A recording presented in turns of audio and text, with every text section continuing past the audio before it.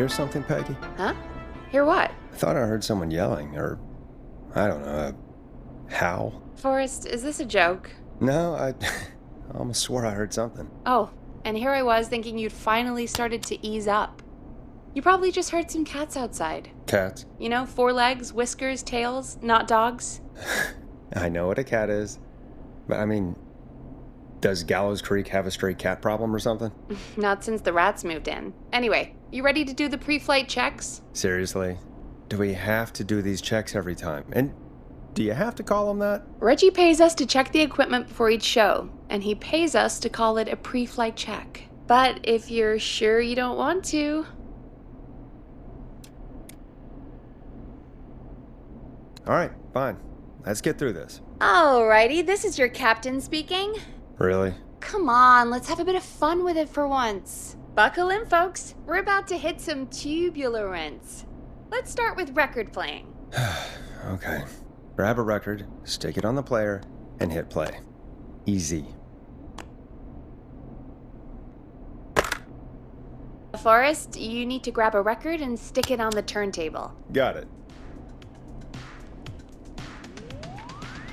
Great! Now turn it off.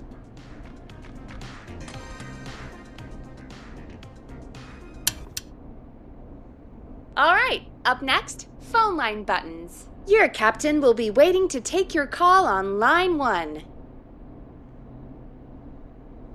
All right, Peggy. Ready for you on line 1. Who's Peggy? This is Captain Donald Key calling. Call me Don. You get it? Yeah, it's a riot. Great, and button 2 works just the same. So, let's move to the Peggy button. You mean the producer line? Like I said, the Peggy button. Press it when you need my help during the show. Is there a Peggy mute button? They haven't invented it yet. Now come on. The Peggy button is the 3rd one on the phone line. I labeled it for you. Press for Peggy. This is your brain, Forrest. Sorry I made you such an unfun turkey. I'm a turkey now, am I? Okay. Are we almost done? Sound Blaster next. That's an easy one.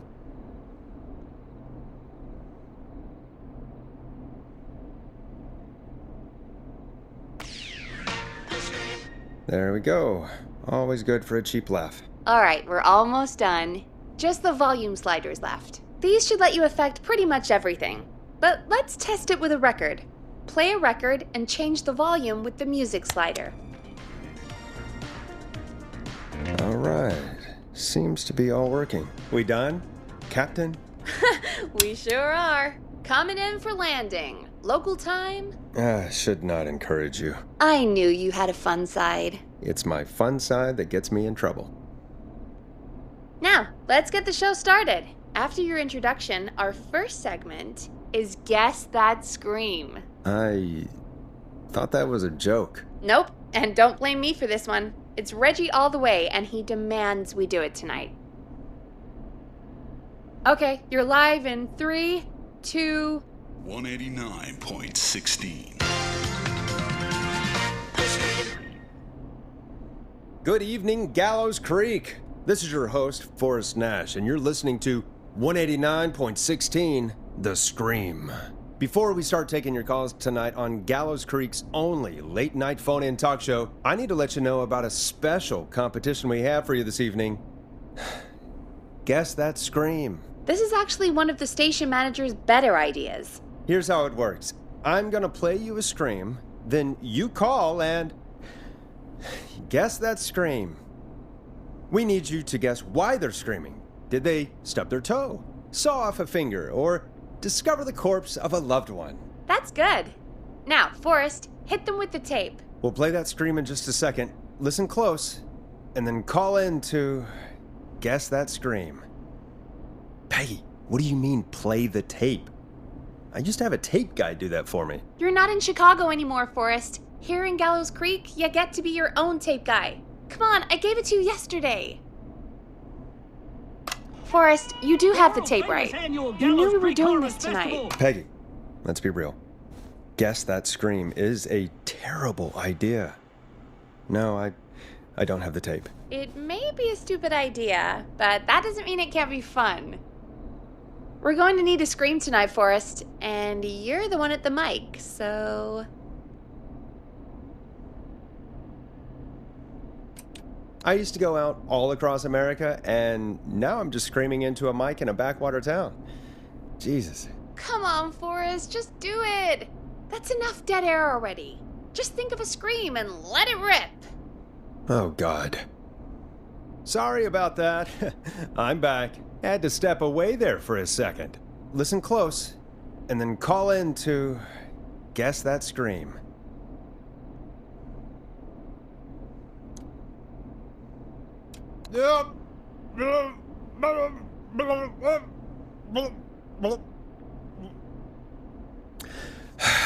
Well, folks, there you have it.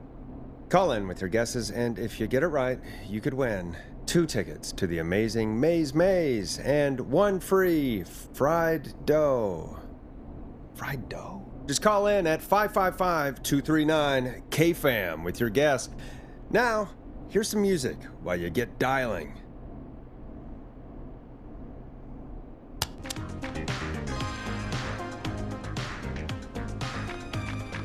Time to go on the journey that is Blast Processor with their hit song 1980X.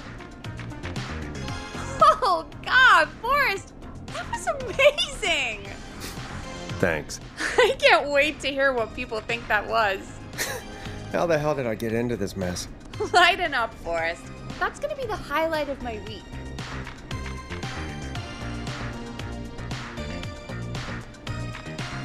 Oh, Forrest, there's a call coming in.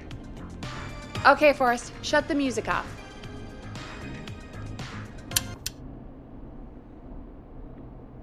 Welcome to 189.16 The Scream, caller. You're talking to Forrest Nash. What's going on with you tonight? Forrest, thank God I made it through. My name is Leslie Harper. I'm the 911 operator and police dispatcher for Gallows Creek. Welcome to the show, Leslie. Are you calling in to guess that scream? As a 911 operator, I bet you may have an educated guess. What? No! Look, I found a body and I need your help. 911 is calling me to report a body. Interesting setup. All right, I'll bite. What's the punchline then? Forrest, I recognize her voice. I'm pretty sure that actually is our 911 operator. I think this is real. Peggy, I'm not gonna be happy if this is a prank. I don't do prank segments on my shows. It's in my contract. Forrest, I really don't think this is a prank. Leslie, if you're telling the truth, you should report this to the sheriff. What was his name? Sheriff Andrews or whatever? I'm at the sheriff's office right now. Wait, what? Sheriff Matthews is dead. What? Sheriff Matthews is dead? I couldn't get any response from the department. That's never happened before, so I came to the station and I found him. Oh, God, poor Sheriff Matthews. Do you know what happened to him? Someone got him. Someone got up very close and I really don't want to say what they did to him. Did he fight back? I don't know. I think he tried. He's surrounded by bullet casings. I think he tried to shoot at whoever it was, but... Well, is anyone else at the station? Anyone who can help you? Or who might be responsible? No. I checked everywhere. Deputy Martinez is here, but she's knocked out, tied up, and locked in a holding cell. I called you right after I found her. God. Wait. Please don't tell me that this hick town only has 2 cops. Don't be ridiculous. We have 3. But Officer Gunderson is on leave in Cancun. Leslie, do you have any idea who could have done this? Not a clue. I didn't see anything on my way over. Leslie, you need to call over to Henderson or Quiet Ridge. They need to send someone over from their department. I tried, but I can't call anything but local numbers. Something's wrong. I'll have to go there myself. Let them know what's going on and bring help back with me. But if you leave while there's a murderer on the loose, who's gonna man the emergency line? That's why I called. Forrest, I've routed all 911 calls to come in to you.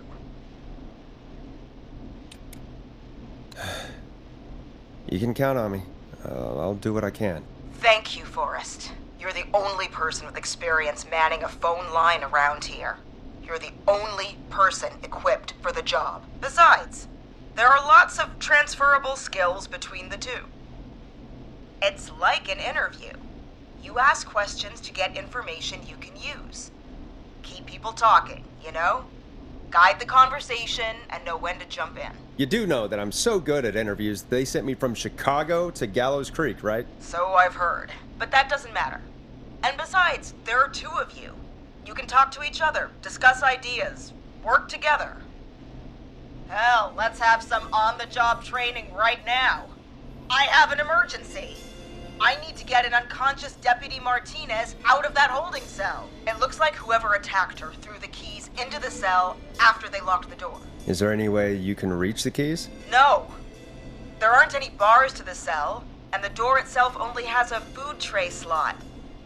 And that's too narrow for me to reach through. There's gotta be another way in.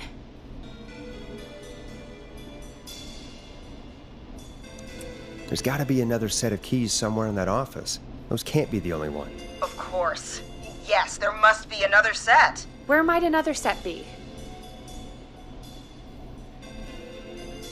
Have you looked around the officers' desks? That's the first place I'd check. That was the first place I checked, too. I couldn't find anything useful, though. Maybe Sheriff Matthews had a set of keys on him when he... you know. I couldn't see any at a glance, but I didn't really look up close. 1 second. Oh, I think I might be sick. Sorry, Sheriff. I'm just gonna turn you over and... Oh. Please don't stare at me. Oh, wait. That might be them. I think I got the cell keys. Looks like Sheriff Matthews might have saved his deputy. Do the keys work? They do! Give me a minute to untie Deputy Martinez. I'll be right back. So far, so good, I suppose. How are you feeling, Forrest? Yeah, that seemed to go okay. Maybe Leslie was right. Maybe we can handle this 911 business. That's the spirit, Forrest. I think you're right. Though, I have to say, I really hope this is the only call like this we get. Same. Come on, Martinez. There we go. Just gonna sit you in your office chair. We'll head to my car in a minute. I'm back. Deputy Martinez is still out cold. I'm taking her in the car with me to get help in Henderson. If the killer came back now, Martinez would be a sitting duck. That's a good idea. We don't want to take any risk right now. Thank you, Forrest. You and Peggy just worked together like you did earlier. You can do this. Now I'll be back as soon as What? My car! My car is on fire! What do you mean it's on fire? How the hell? Did it just go up in smoke? What happened? Wait. What? No way. This can't... Oh, Forrest, we have big trouble. What's happening? What's that noise? It sounds like whistling? Whistling? It can't be. Oh my god. I can see him, but he's dead, right? Right? But that mask, how the hell is he? Who, Leslie? Who? The Whistling Man! The Whistling Man? Who's the Whistling Man? He was a serial killer back in the 50s, wore that mask. But he's dead! He's... What the hell? Oh, God. Do you think he attacked Sheriff Matthews and Deputy Martinez? He's coming this way. Leslie, stay inside and lock the doors. Right. Shit, we need a new plan. My car's torched. We need to think. I think you need to stay put and hide in the station. You should be safe in there. We can't just stay in here. I need to go get help. And what if he gets in? What if he finds us? There should be police cruisers at the sheriff's office, right? Like, you should take one of those. Yeah, that could work. Let me check if Martinez has any... I'll just reach into your pocket there, deputy, and... Yes, got him. Keys for squad car 3. I saw that parked out front when I got here. Nice one, Forrest. Good thinking. But wait. How am I supposed to get us to the car? The Whistling Man is right there. The sheriff must have a gun, right? Can you see it? There was a gun next to him. Let me grab it. Shit. It's empty. He must have emptied it trying to defend himself. There must be a weapon lockup in the station, right? Could you grab something from there? I saw it earlier, but as you might have guessed, it was locked. But maybe one of these keys I got earlier will help. Let me see. No. No. No! Shit! None of the keys work. Are there any other weapons lying around that you could use? I didn't see anything earlier. Let me check Deputy Martinez's belt.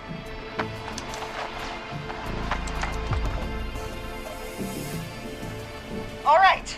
It looks like the Whistling Man left her with a baton, pepper spray, and taser. I can only hold one if I'm carrying Deputy Martinez. Which should I take? I mean, it's gotta be the taser, right? Got it. I'm just going to grab Deputy Martinez and then... Wait. Do you hear that?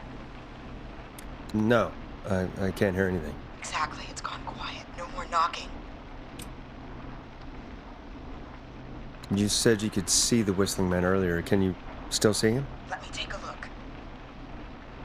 No, I don't see him anywhere. But I can see the car. Squad Car 3. It's right there. Okay, Deputy Martinez, if you can hear me, it's time to move. Just lean on me. Yep. There you go. Are you sure about this, Leslie? No time like the present, right? So, here we go. Again, you're hooked into dispatch now, so I should be able to radio you when I reach the car. If I reach it. Speak to you soon. Good luck, Leslie. That's one brave woman. God, I hope she makes it through this. You know, I've got to say, this really wasn't what I expected when I came into work today. Well, they always say you have to be ready for everything in live radio. Oh, I think we've got Leslie back on the line. I'm putting the call through. Hello? Forrest? Peggy? This is Leslie. Are you there? Over. We're here, Leslie. So I guess you made it to the car then. Over? Sorry about the CB chat. Old habit. But yes, we made it to the car. Deputy Martinez is in the passenger seat, still out cold. I don't see the Whistling Man anywhere, and I don't plan to wait for him. So I'm going to get us moving. Jesus! God damn it! Get back! Get away from her! Leslie, what's happening? The whistling! No! Get off her, you son of a bitch! Yeah! Take that! Leslie, drive! Don't worry, Deputy Martinez. We're out of here. Sounds like you handled that pretty well. Forrest, that taser? Definitely the right call. Oh my god, I can't believe we escaped. Well done, Leslie. You saved a life. Just another day for you. Oh my god, yeah. But let me tell you, I prefer doing it from your side of the phone. Leslie, how long do you think it's going to take to get help? Gallows Creek isn't Nowheresville, but it's pretty damn close. It's going to take a while, maybe 2-3 hours each way. Slightly less if I put my foot down. We'll do our best to keep everyone safe until then. Thank you. Just do what you did just now, and Gallows Creek is going to be okay. Anyway, once I'm in... Oh, I think Deputy Martinez is starting to stir. Forrest, Peggy, I've got to go. I'll be out of range soon, but I'll radio back as soon as I can once I got the cavalry. Take care, Leslie. Be safe out there. Good luck, Leslie. Feel better soon, Deputy Martinez.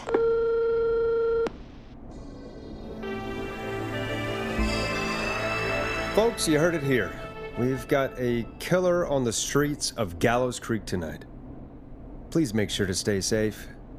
And Leslie, we're counting on you.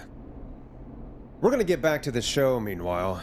If you have anything on your mind or have any information about this Whistling Man character, then give us a call. We'll talk here on 189.16, The Scream. For now, here's another hit record for you all to enjoy.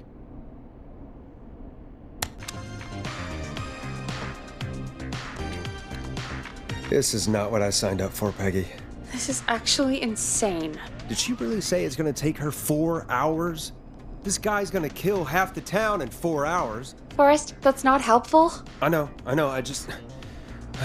Who is this Whistling Man character anyway? He was a serial killer back in the 50s. Edward Marshall Mooney. Went around in a freaky mask, whistling, and killed about a dozen folks in Gallows Creek. No reason for it. No motive. He just did. Okay. What happened to him? Well, police chased him up to Ellis Point one night. We call it Whistling Point now.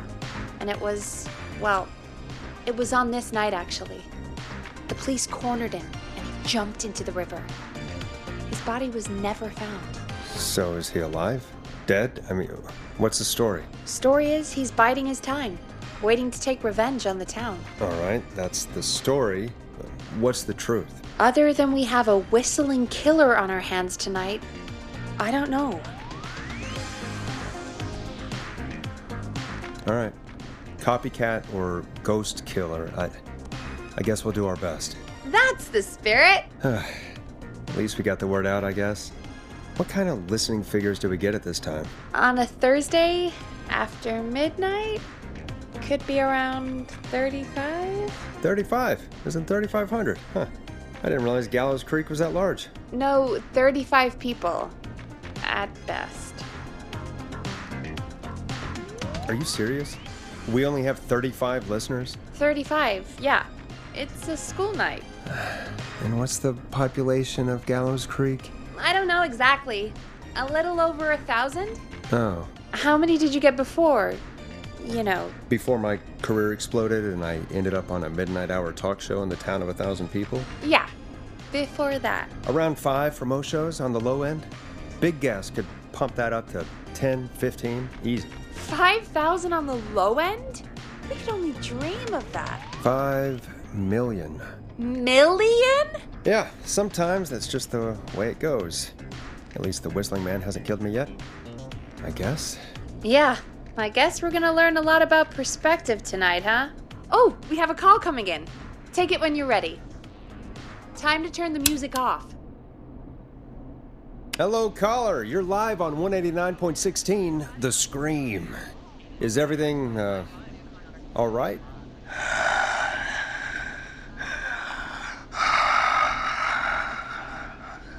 Okay, who is this? Are you, hello? Hello?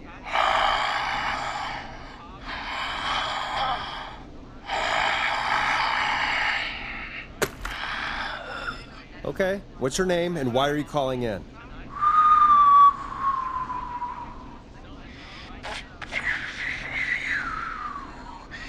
You know my name. I've come back from the dead to kill again. No one's safe.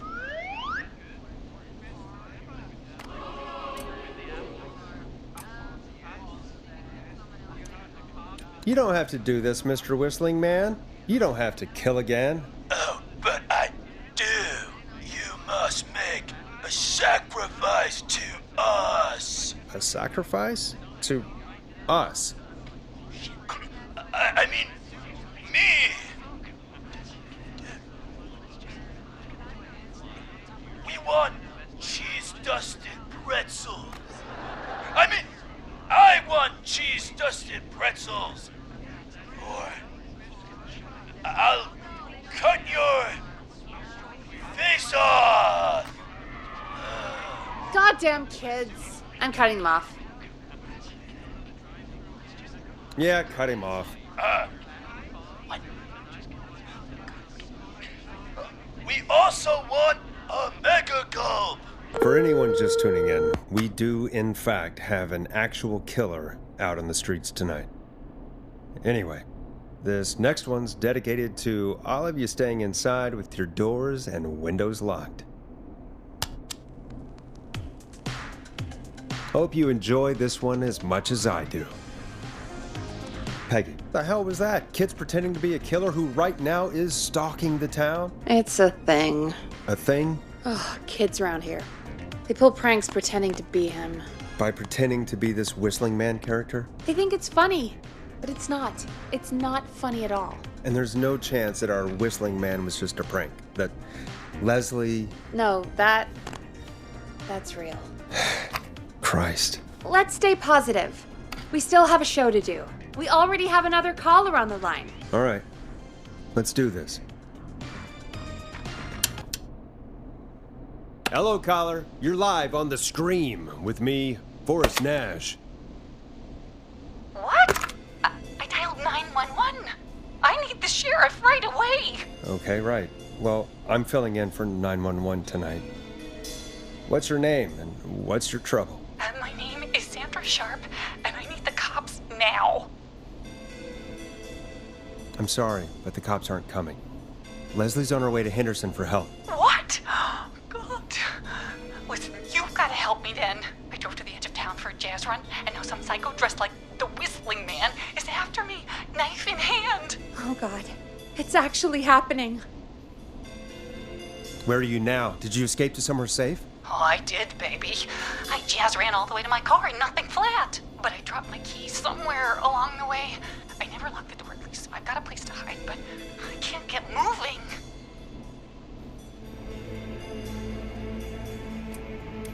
Is there anywhere else you can go? Do you have any friends nearby? Oh, I'm not going back out there.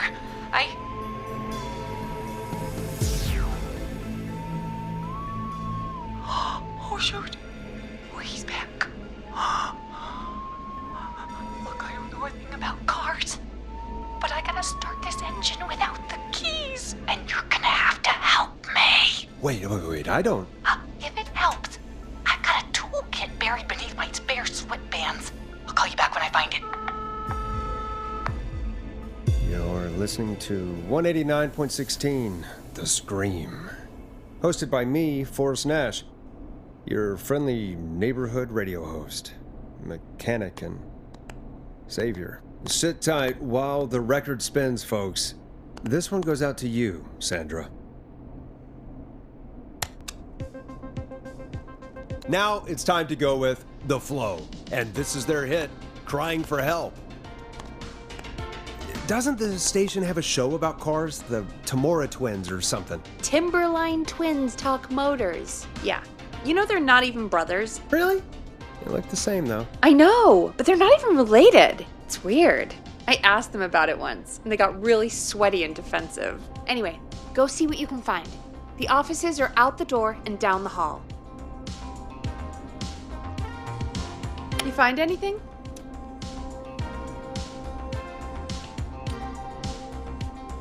Remind me what I'm looking for again. The caller is trying to start a car without the keys. Yeah, and we have a car show, right? Timberline twins talk motors, yeah. I would go see what they have on their desk at the far end of the offices. Thanks, Peggy.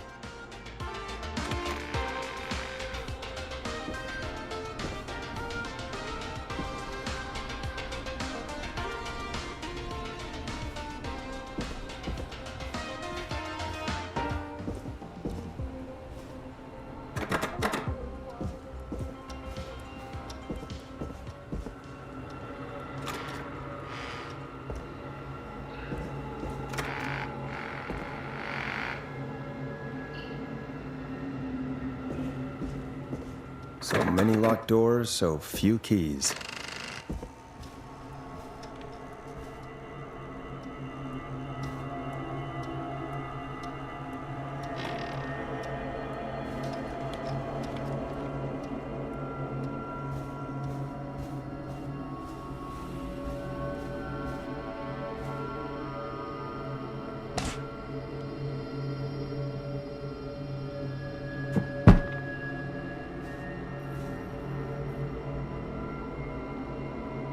This has to be important.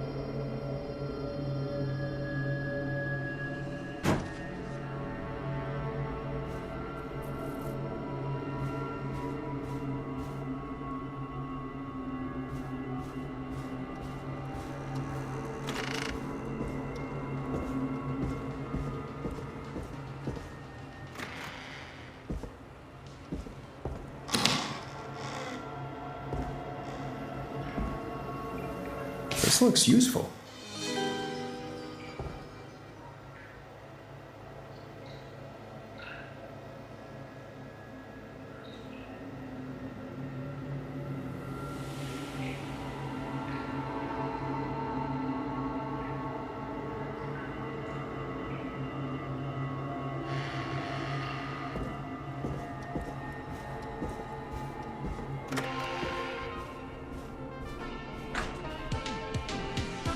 You find anything? Yeah, I found a magazine about hot wiring cars. Well, that sounds perfect. Okay, Forrest, shut the music off. Caller on line 1. Thanks, Peggy. We're back with 189.16, The Scream. How are you holding up, Sandra? The creep's looking through the parking lot trying to find me. But I've got my tools, and I'm ready to get this hunk of junk moving. How do we start this baby?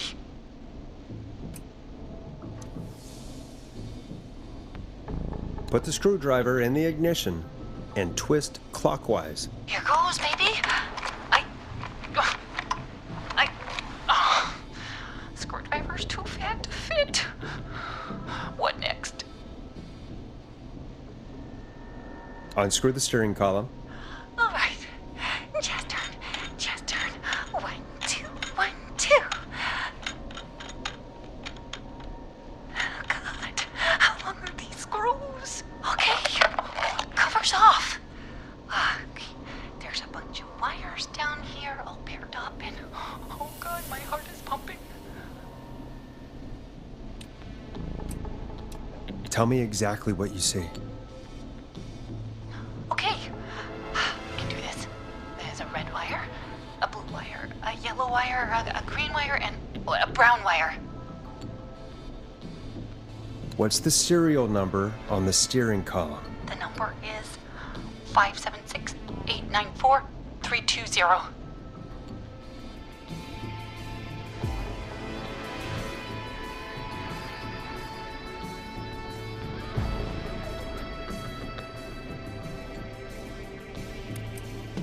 Strip and twist together the red and yellow wires. All right. We take the red and the yellow, and we twist, and we turn. Oh, perfect. I also see pink and purple wire. What next?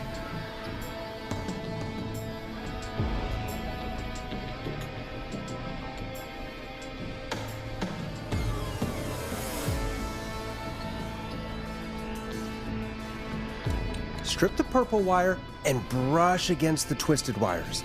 Okay. We strip and we brush and... Energize that body! Fantastic work, baby! Anytime you want to come down to the jazz studio, you get in for free! You just keep driving now, okay? And get home safe. Get home safe, Sandra. Will do, babies!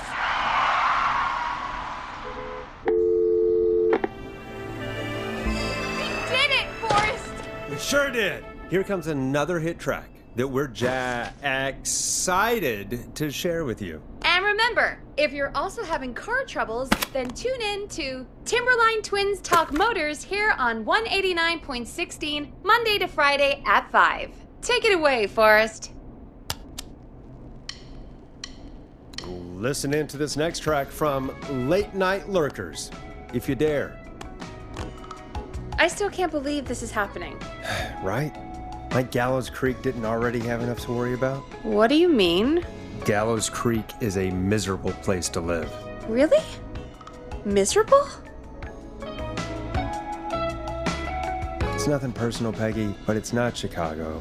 Or, hell, it's not really anywhere. Well, I like it here. People are polite and, Stab happy? don't be awful, Forrest. Come on, there must be something you like about this place. I guess some folks have been okay. You're not terrible, after a while. Not terrible after a while? High praise coming from Forrest Nash. You know what I mean, Peggy. I do. It's Forrest Nash for I think you're swell. Anyway, I hope the killer is done for the night and that Leslie gets back soon. Me too. Can we at least call off that stupid Guess the Scream contest now? Yeah, that'd probably be a good idea.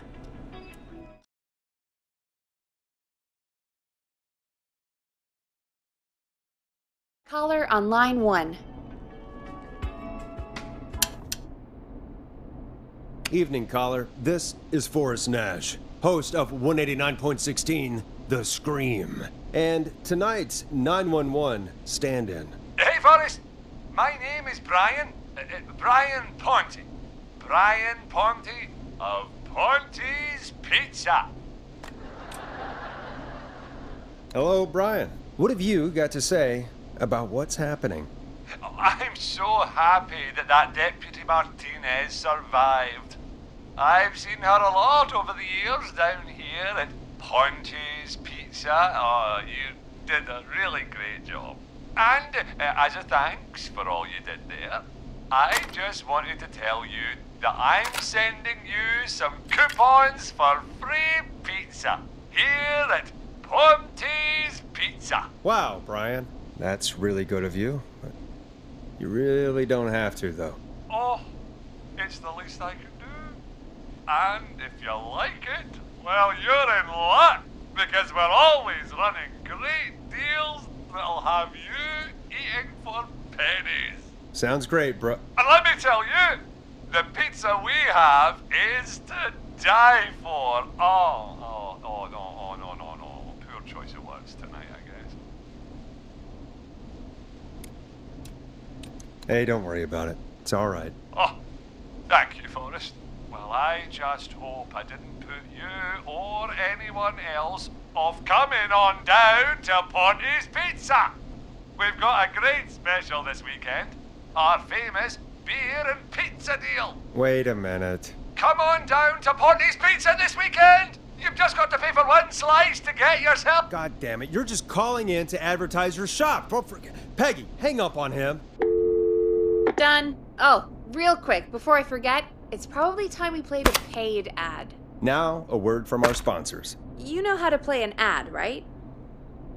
Nope. In-flight check time. Christ. Our captain would like to remind you that the station is required by law to play advertisements from our sponsors. Grab a cassette and stick it in the player.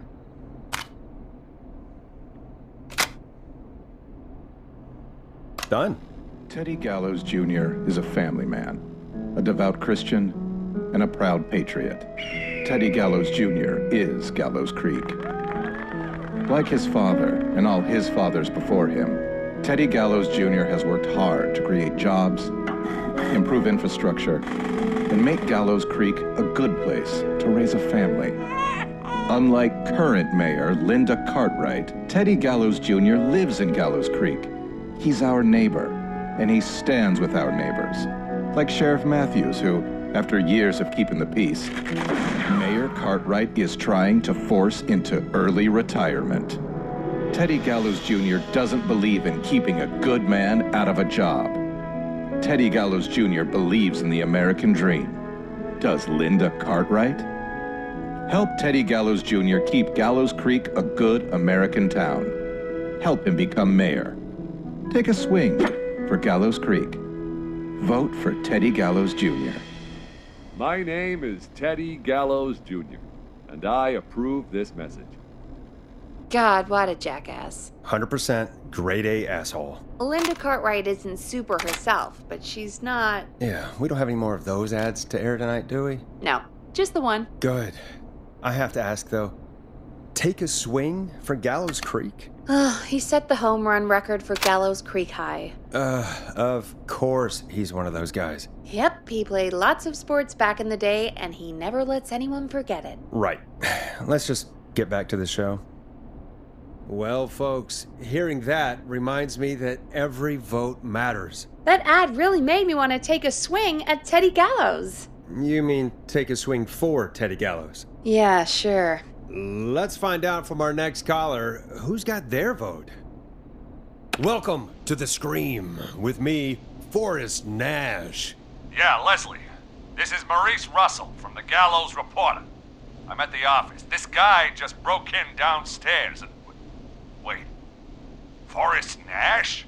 I want to speak to 911. Put Leslie on. What? God, another one? Leslie's driving to Henderson right now. She left me in charge. Why on earth is Leslie... Oh, never mind. Just put me on with Sheriff Matthews. Sheriff Matthews is dead. Dead? What happened? Did you witness the incident? Are you willing to do an interview for the reporter? I can cite you as an anonymous source, if that's a concern.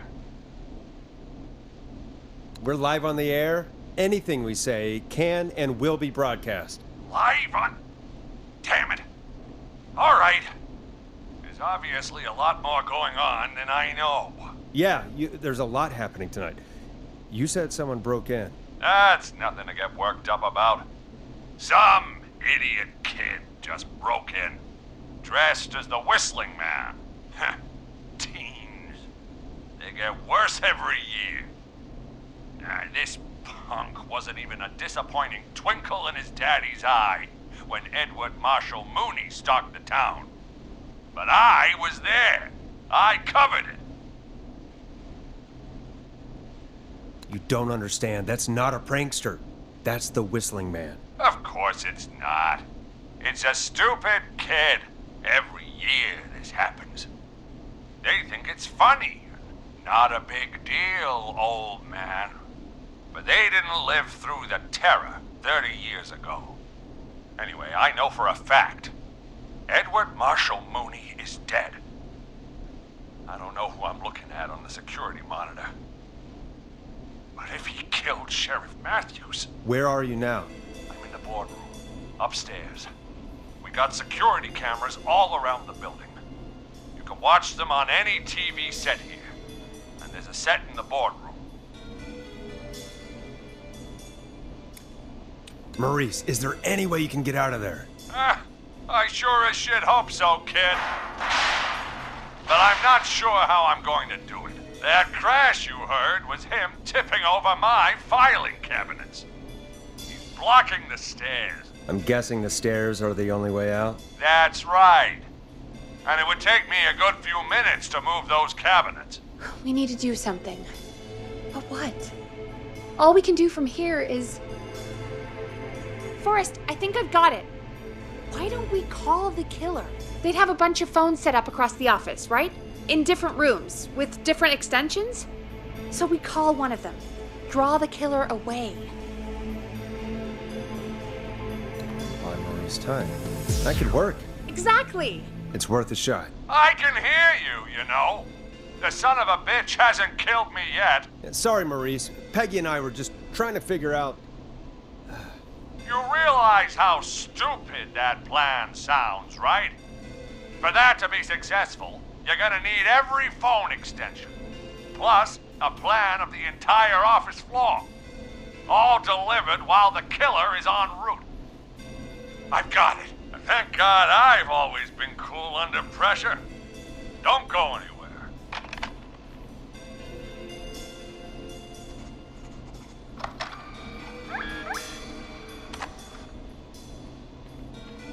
You don't think the killer got him, do you? Mr. Russell, I'm here.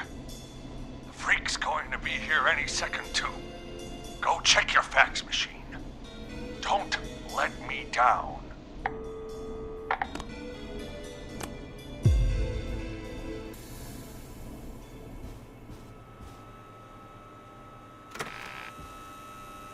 Go, Forrest! The fax machine's in the office on the other side of the hall. thanks, Peggy. Be right back.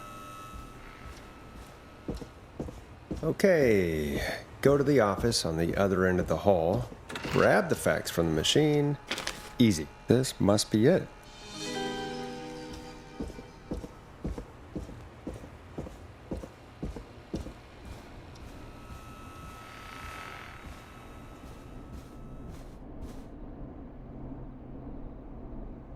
Hey, did you get the fax? Yes, I have. Mr. Russell, you still with us? I am. You get my fax? Yeah, I got it right here. Good. I knew you could at least manage that. Okay, folks, we're back on the line with Maurice. Let's see if we can help him avoid the Whistling Man. Here's the situation. The Whistling Man searched every room in the hall leading up to the boardroom. And now, he's in the office next door. It's now or never.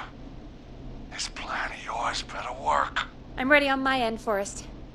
Again, we want to draw the killer away by dialing an extension number, and then move Maurice somewhere safe. So, what extension should I call? Call the kitchen. The extension is 02. Got it. I'll put the call through when you're ready. All right, Nash. Where do I need to go? You're moving to the archives. The archives? That's just across from the kitchen. It's going to be tight. Are you sure, Nash? I'm sure. I'm ready to place the call. Are you ready, Mr. Russell? Don't have much choice, do I? Make the call. Yes, sir. Calling now.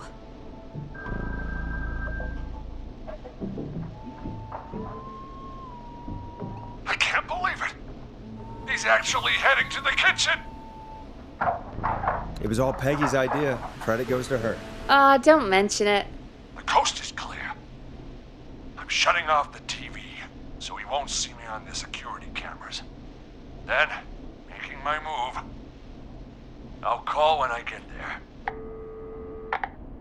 Do you think he'll make it okay? I'm sure he'll be fine. But now what do we do? We gotta find some way for him to get past that barricade. What do you mean? I don't think calling the Whistling Man is gonna buy Maurice enough time to move those cabinets. We gotta think of something else. Yeah. Maybe we could... Oh! Call incoming. You ready? Ready as I'll ever be. I put him through. Alrighty. Mr. Russell, are you there? By the skin of my teeth I am. He came out of the kitchen almost as soon as he entered. Thank God I made it in here just a second before. The killer already searched the kitchen. He probably didn't have to look around much. Did he see you? Are you safe for now? He didn't see me, no.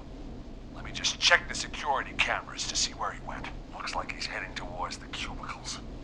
We have enough intern desks to keep him busy for a little while. I'm not out of the woods yet, though. Right, let's review where we are. So, the only way out is by the stairs, which the Whistling Man has blocked with furniture. Exactly. I can move the furniture out of the way, but not quickly or quietly. Could you lock him in a room? That'd probably buy you time enough, right? Maybe.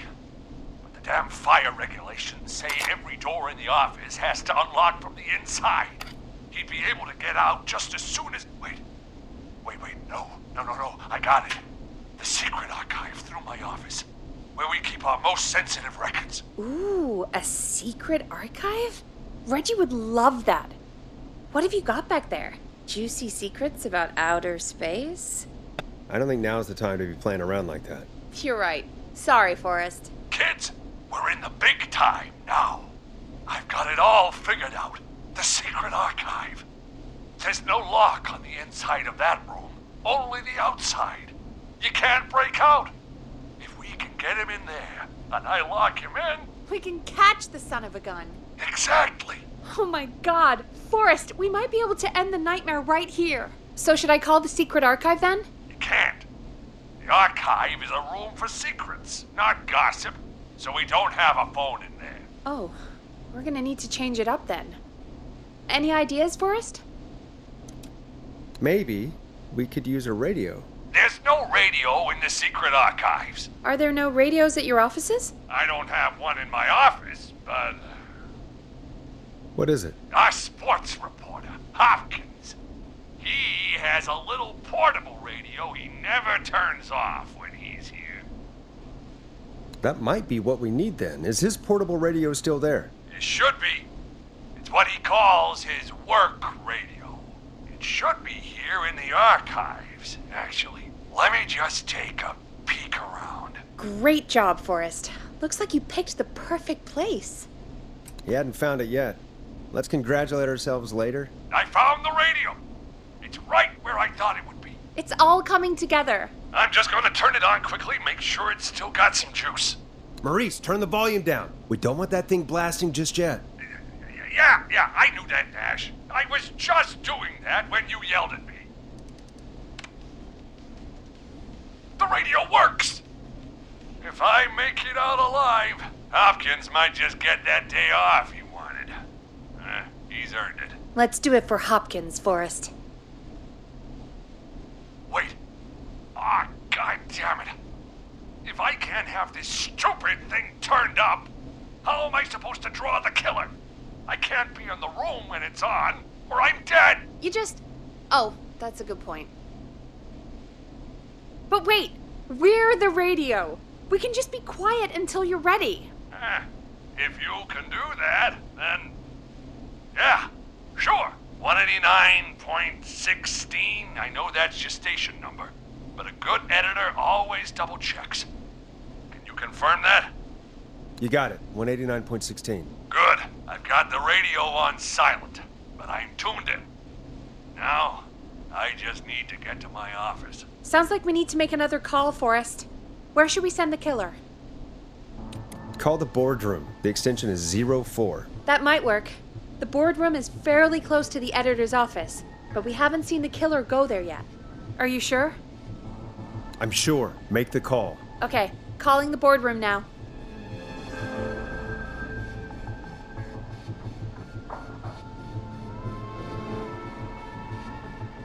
He's on the move. I'll call you guys from my office in a second. Looks like we're almost through this nightmare. Any idea what you'll say to draw the killer in? I'm gonna do my best impersonation of Maurice. I think that'll draw the killer in. What's your Mr. Russell impression? I think I gave that masked freak the slip. What a great plan this is, pal! I'll give you an A for effort. Ooh, call coming in. Here we go. I'm here. The radio's set up in the secret archive. Just give me the signal, and I'll turn it all the way up. Where will you hide in the meantime? Good question. It's under my desk, but you can see under it. I've got a big cabinet, but that'll take me a second to get into. Anywhere else? Not really. There's the secret archive itself, but that's where the kill is going. I could try the cubicles, but they're pretty far away. Your judgment has kept you alive so far, Nash. What do you reckon? Hide in your cabinet. All right. Well, this is it. I'm going to go turn the radio up to full blast now. Don't say anything until I've had time to hide. You got it? We know the plan. You can trust us. Here we go.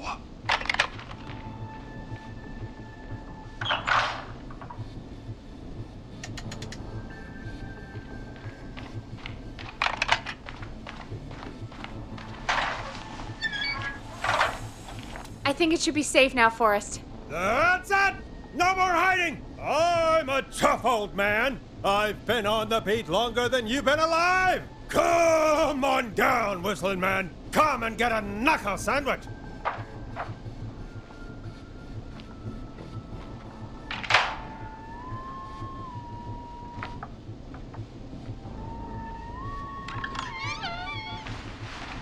Listeners, this is Forrest Nash of 189.16, The Scream.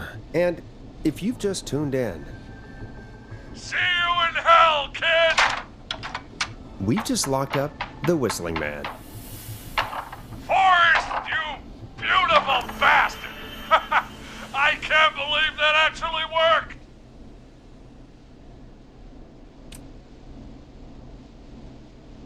Come on, Maurice, was there ever any doubt? Thank God it's over. I'll be off now. Gotta get out of here. Write up a few notes. Call a few friends. I'd feel safer waiting for the cops to come grab this freak with some company. Hey, maybe you and me could do an interview tomorrow for the Gallows Reporter. I'll think about it. Let's see what tomorrow brings. I'll take that as a yes. Talk to you soon. There we are, folks. The Whistling Man is locked up. Let's all take a deep breath. And play some killer tunes. It's David Scopo with Moonlight. Looks like the night should be pretty easy from here on out. Right? Thank God that's over. I guess we got some downtime now. I could ask you some questions to kill the time? You're gonna interview me. You sure about that? You're not so scary. Besides, we've been working together like a week now, and you're still all shrouded in mystery. All right, shoot. What do you want to know? Question 1. Tell me about your family. What? Come on, Peggy. That's too general. Okay. Did anyone move with you to Gallows Creek? Nope. Now that's too specific. Too specific? Do you have any siblings? I don't. I'm an only child, and my folks are dead. Oh, I'm sorry, Forrest. It's okay, Peggy. That's how it goes. Anyway, what about you? Any siblings? Your mom and pop still around? I thought I was asking the questions. You were. I'm just making conversation now. Oh. Well, my folks went the same way as yours. Oh. What happened there? My dad walked out when I was about 13. He'd been a wreck for a while. Then he got himself into a wreck, and, well, that was Dad. Mom didn't take it well. She remarried pretty quick after that.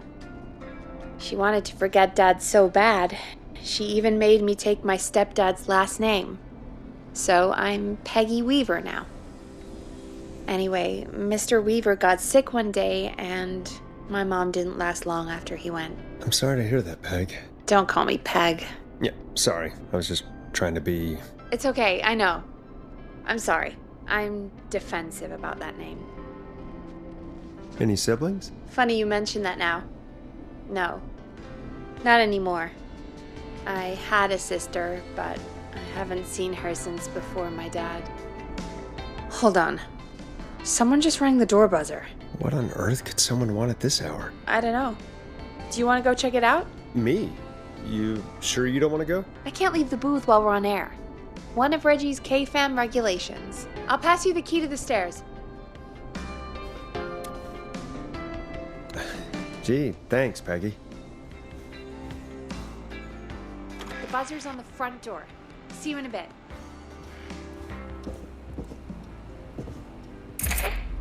Okay, down to the first floor, then check the door.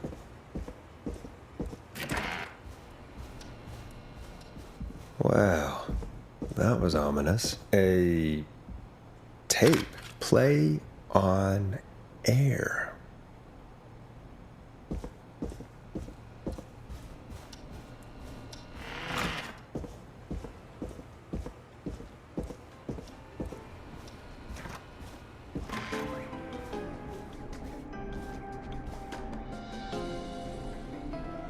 Who was there? I didn't see who it was. Are they still out there? No, they left as soon as I went down there. They pushed a cassette through the door. It says, "Play me on air." All right. Well, turn the music off and play it.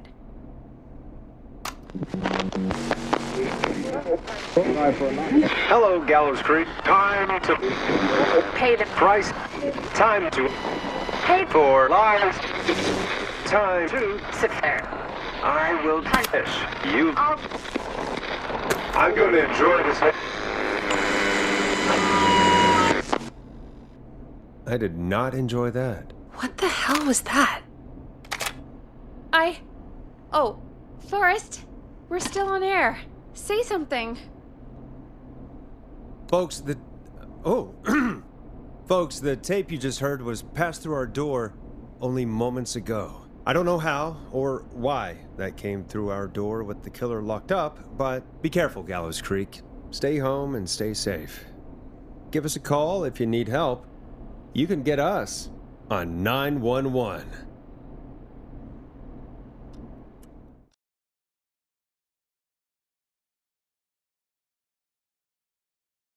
Hey, we had a call come in. Caller, you're on 189.16 The Scream with... Ash! Shut up and listen to me! Mr. Russell? What's wrong? Are you okay? I said listen! He's gone! The Whistling Man is gone! He's gone? What happened? Well, after our call, I cleared the stairs and went home.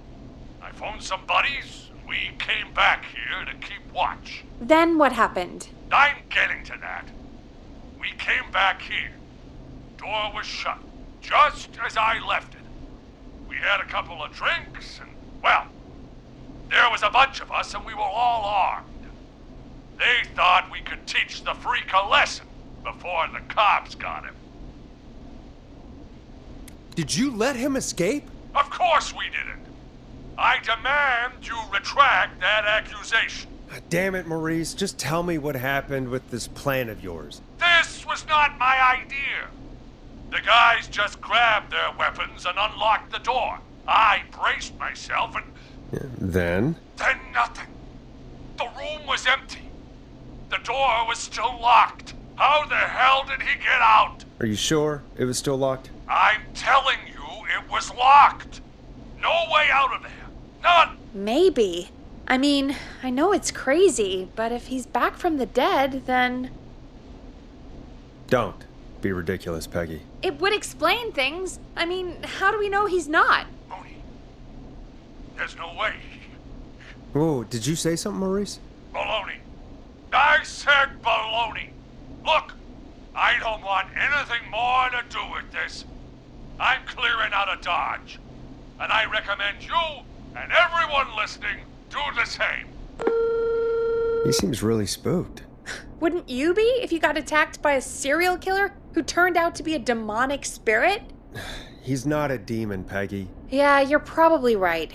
But what do we do now?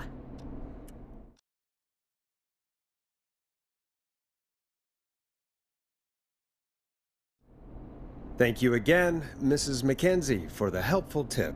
The bagger at the grocery store cannot whistle. We'll remove her from the suspect list. Let's go to a break. I need you for a second. All right, folks. We need to take a quick break. This one's for all those folks out there keeping the hatches battened. Let Storm Riders take you on a rock and roll ride with the Glam Jam. All right, Peggy, what's up? I pushed a cassette under my door. Go play it.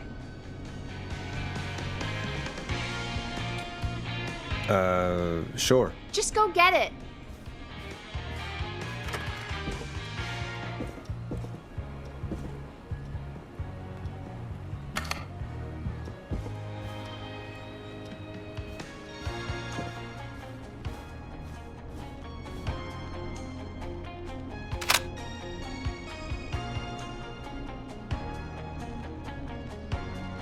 Or try your call again.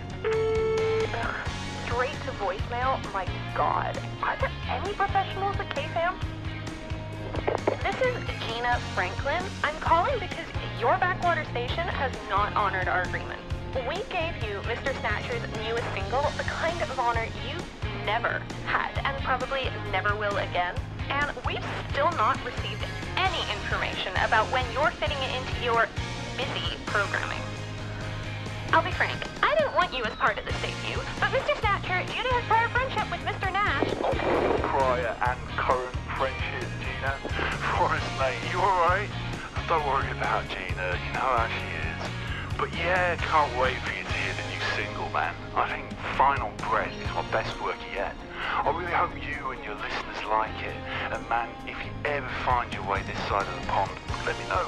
We'll have to catch up. If Final Breath isn't played on your airwaves by the end of Mr. Nash's show tonight, the next call will be much less friendly. That was Roddy Snatcher, Forrest. You know, Roddy Snatcher? Yeah, Roddy and I are old friends. I love Roddy. I Will Always Find You was my song. I wish we still had it in rotation.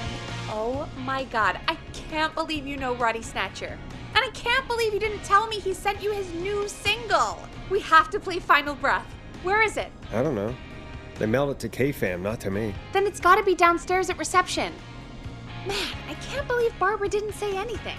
I mean, well, if that fiasco last Friday about the missing Knife and Easy track is any indication, folks at K-Fam aren't against hoarding station music for personal use. I think we're still missing a few tracks, actually. Well, go get Roddy's song before Gina sues the pants off us.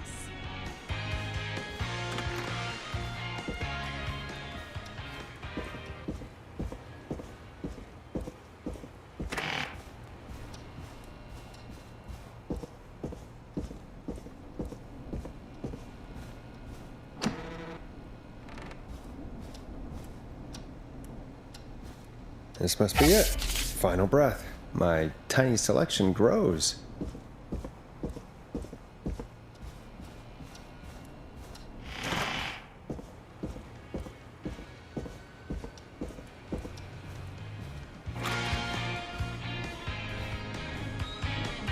Hey, did you get it? Got it. Let's get this on the air. Gallows Creek. I'm pleased to say we're in for a much-needed treat.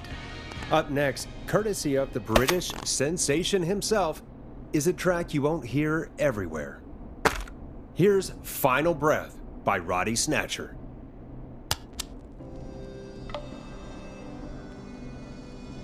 Wow. God, Roddy's the best. He is. And more importantly, we should be safe from the worst of Gina Franklin.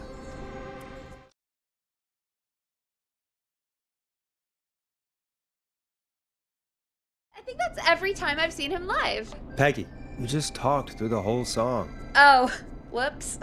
It's okay. I can just play it on loop later. Oh, shoot. I just noticed we have a caller waiting. I really hope it's nothing serious.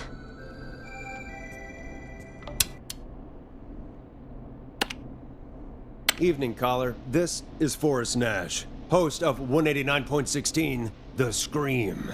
And tonight's 911 stand-in. This is Murphy! Hello, Murphy. What have you got for us tonight? Two things, Forrest. First, happy birthday to my son, Fernando. He's 3 today, and man, being his daddy has changed my life. I've learned how to live, how to laugh, most importantly, how to love. Aw, happy birthday, Fernando. Happy birthday, Fernando. Thanks. And now, my other thing. I'm putting the word out to this so-called killer. You think you're tough, huh? Big man with a big knife, huh?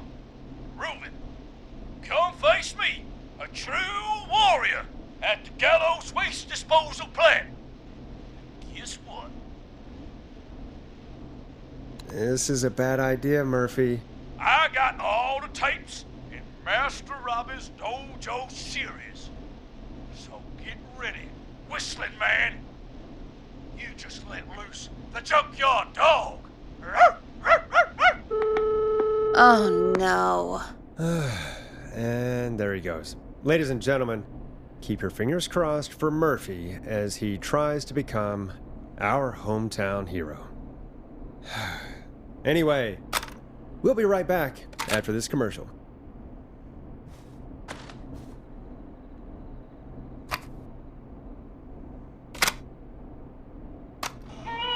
The world-famous annual Gallows Creek Harvest Festival is back! We got it all out on Giblet Field. We got the Little Miss Harvest Pageant, Princess Harvest Pageant, Harvest Queen Pageant, Cotton Candy, Corn Dogs, Cornhole, Corn on the Cob, Crokinole, Country Music, Can Jam, Jams, Jellies, Jamborees, Juggling, Roller Rickies, Roller Disco Lessons, Praying. We got baby crawling, balloon popping, balloons for sale, beard contest, horseshoes, hayride, hay toss, hey you there, safe donkeys and ponies, apple bobbing, firearm, fireworks, funnel cakes, fried dough, seed spitting, sand licking, cracker cramming, and cat shop.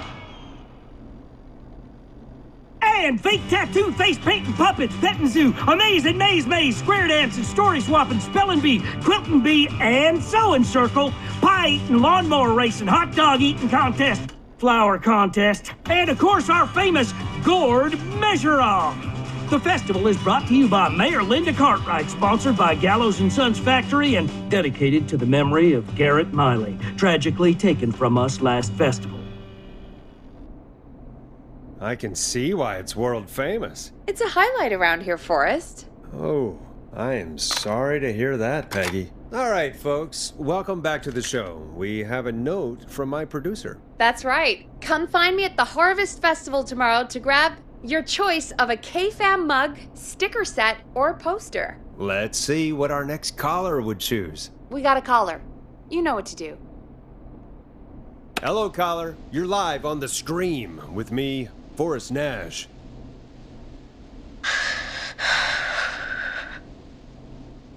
Hello? Who is this?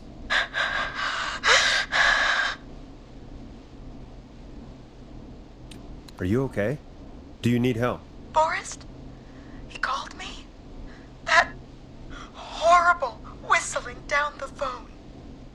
He's coming for me? Jesus. Okay, listen, caller. Don't panic. We've done this a few times now. We can help you. A few times already? So, you saved them, or? We sure did. You're in safe hands. Okay. Okay. We're gonna help you. Can you tell me your name, caller? I'm Dr. Sullivan. Virginia. Sorry. Take some deep breaths, Virginia. You're gonna be okay. Please don't let me die. I won't. Just calm down. Tell me where you are right now. What's your address? Oh, God. Is there a neighbor you can call for help? No. Everyone's away tonight. There's just a fraternity down the street. You live by a frat house. Yes, they're having a party. That takeout coming in all night. Lawn covered in beer cans. They're getting wasted. And I'm about to get... Oh, God. Virginia, what's the name of the frat? Oh, God. I can't think. I can't. Any idea what the frat might be, Peggy? If I knew where she was, I might know, but... Wait, the takeout! If we can get takeout to the frat, we can get a message to them to go and help. Virginia, who did they order takeout from? I don't know. Come on, Virginia. Try to remember. I can't do this. Well, folks, seems like our Virginia hung up. While we try to figure out what takeout to order, here's some music for your own midnight snacks.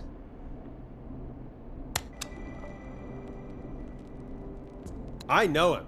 You love him. This is Roddy Snatcher with his new single, Final Breath. Peggy, what places do takeout in Gallows Creek? Off the top of my head? Well... There's the barbecue place, Grilling Spree, and you can order from Chalupa Cabras. Oh, and of course we have Ponte's Pizza. That's it, I think. All right. We'll call each place and ask who they deliver to tonight. That's not going to work. Takeout client privilege. What? There was a lot of competition back in the day. Things got ugly.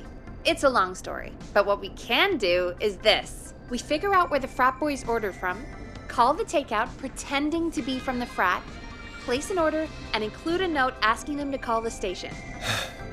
There's no other way, is there? Not that I can see. Well, let's not waste any time then. That's the spirit.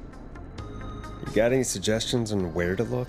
Check the offices for anything food related, and maybe the kitchen downstairs. You'll need a key for that. I'll just slide it under my door now. Thanks, Peggy. God, where to start? What would make me order from somewhere if I were a partying frat boy? We have a food critic, right? Chad or Brad or... I'll just have to look around.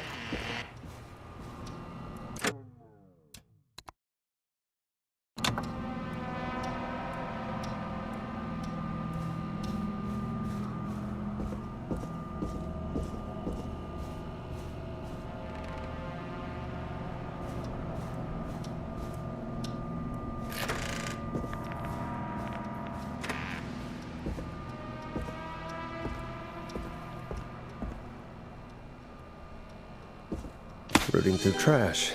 This is a new low. Ooh. Interesting offer. I wonder how well Gallows High performed.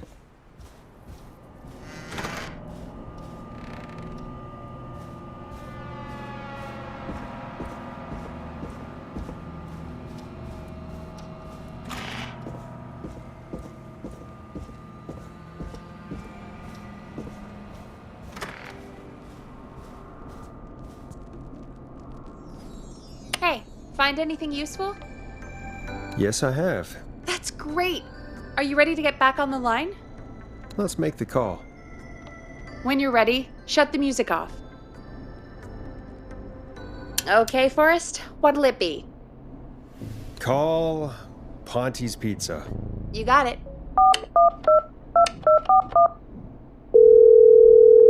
Ponte's Pizza is on the line. Ponte's Pizza! May I take your order? Hey, dude, what's going on? May I take your order? I need some garlic bread. Oh, I need the bread! Can do. Where do you want that delivered? Same place as before, you know. The frat house. Got it. And we'll have that over to you right away. Oh, and one more thing. Can you add a note to the order that says to call K-Fam? K-Fam? Oh, consider it done. The folks at K-Fam are huge fans of Ponte's Pizza, you know. I should really call them and let them know. And now we wait. We should put a song on. Agreed. This one goes out to our delivery workers. You're gonna love this next track.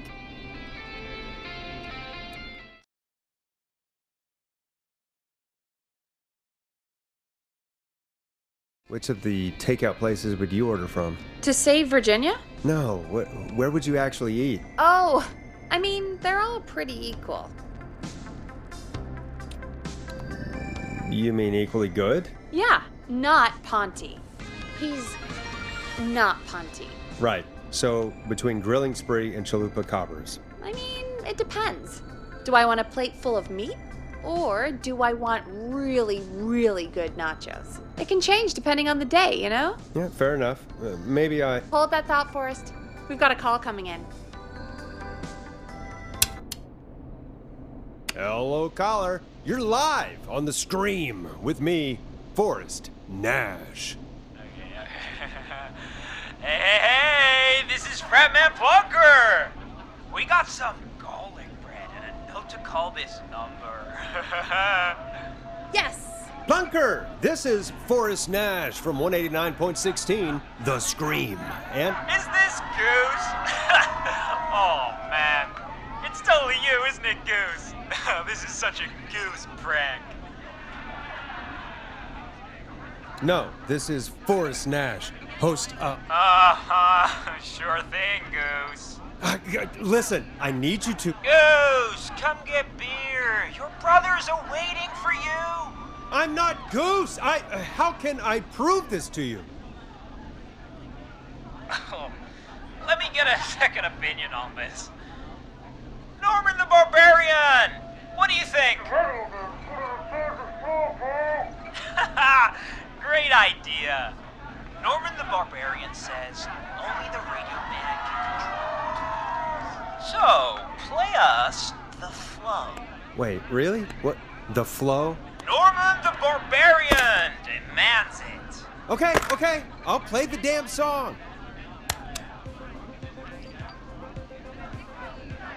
Oh, shit! Okay, Radio Man. Got my attention. What is it? Thank God. Listen, you've got to get over to your neighbor's house. All of you. Just Say no more. Plunker's moving the house. Forrest, line 2.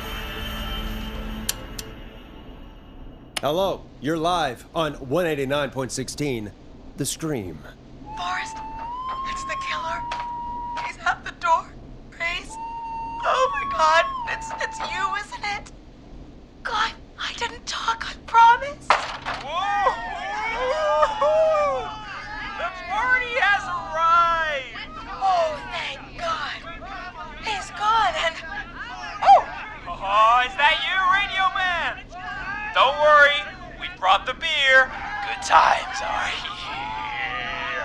I could use a drink. Thank you, Forrest. You're welcome, Virginia. And thank you to Plunker and his fraternity brothers. Some heroes wear capes, some wear sheets as togas. Hey, Forrest, did you hear what Virginia said earlier? What was that all about? Clive, I didn't talk. Do you know what she meant? There's a janitor here at the station named Clive, but your guess is as good as mine. All right, folks. Seems we may have a lead. If any of you know a suspicious Clive, then please call in. It could save lives. In the meantime, looks like we have another caller. Hello, caller. You're live on The Scream with me, Forrest Nash. It's great to speak with you, Forrest. As a local small business owner, I find this all horrifying. A killer roaming the streets of our fair town? Ooh, terrible. I hear you there. It's a scary time for everyone in Gallows Creek. How are you holding up? You somewhere safe tonight? Yes, Forrest, I am. I'm here at work in my small business. It's a safe, family-friendly place. Good for you, friend. I'm glad you're keeping safe and busy. Thank you.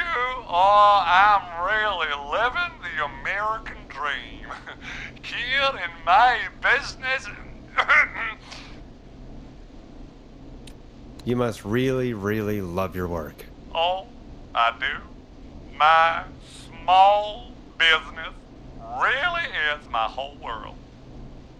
What's your small business? Oh, well, I'm not really big on promotion, but since you ask, it's Ponty's Pizza! The best and only pizza place in town! Come on down and get yourself a cracking deal on our 2-for-1. God damn it, Ponty, no! No free ads! I mean, I guess we can't be that mad at him. Calling Ponty's did save Virginia. I can be mad, Peggy. That sort of thing just... I can be mad. Look, he's gone now. We already have somebody else on the line. Just take a deep breath and let's keep going. Evening, caller. This is Forrest Nash, host of 189.16, The Scream. And tonight's 911 stand-in. Hi. Hello? Am I on air? Sure are, caller. What's your name? And what have you got for us tonight? Name's Eugene Stein, and I've got a heart full of love, Forrest. I'm hanging out in the middle of the maze, listening to your show, looking up at the stars and waiting for her. You got a special lady coming out to see you. Yeah. Molly. We planned to get lost in the maze tonight, to take our first journey together into the love labyrinth. That's why I'm calling, actually. I thought she'd be here an hour ago. And since I've listened all night to how cool you play it, I thought you were the perfect guy to ask. Should I call her up and ask if she's coming, or wait and see? For real, kid? If you've been listening all night, do you really need to ask me? Yes, that's why I'm calling.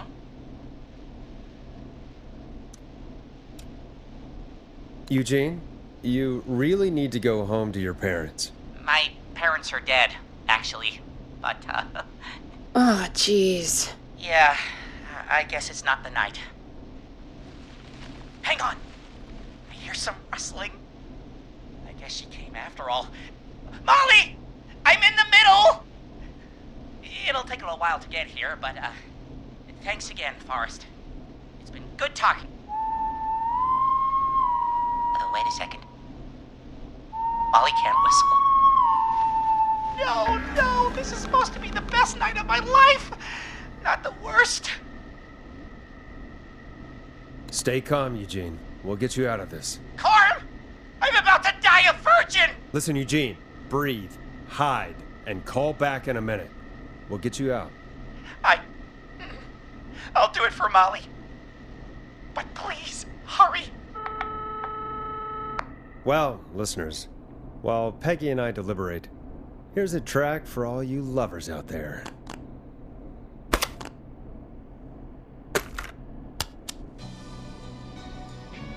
Here comes one of my favorites. How the hell am I supposed to get him through the maze? You know Barbara, our receptionist? She's a maze fanatic. Shame she isn't here. I was supposed to go with her last week, but she changed her mind. Maybe we should call Barbara then, if she's so big on the maze. We could, but I don't actually know her number. But she probably has maze stuff somewhere. Go and see what you can find. That'll hopefully be enough.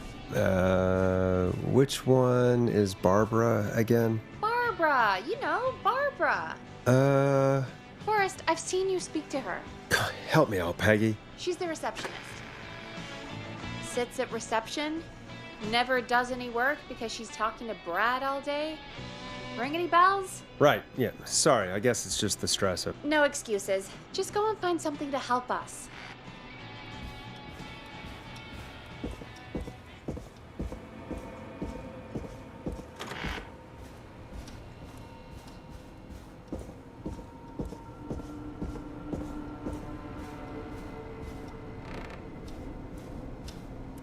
Bingo. Here's what I was looking for.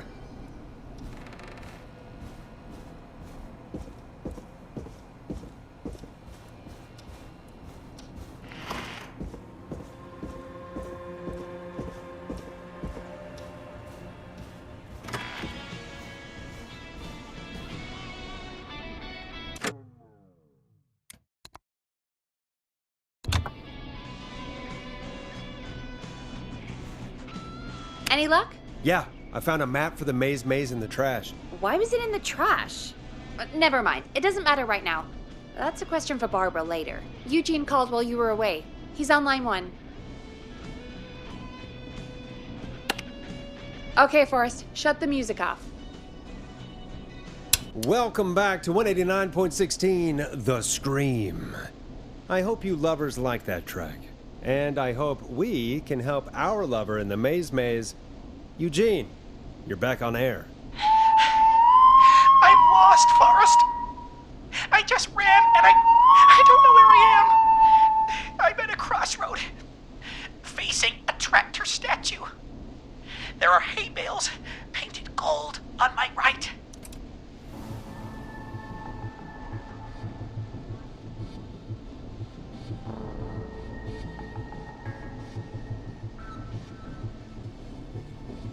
Go left.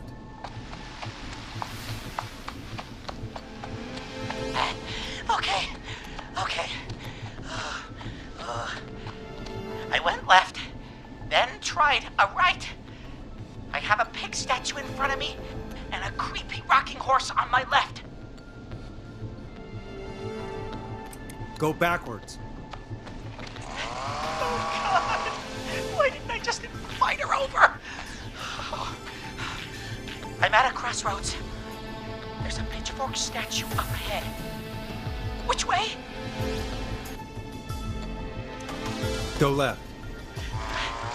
Oh, this wasn't how tonight was meant to go. I just wanted some love. There's a tiny barn in front of me and a scarecrow behind me. Nothing to my sides. Go right.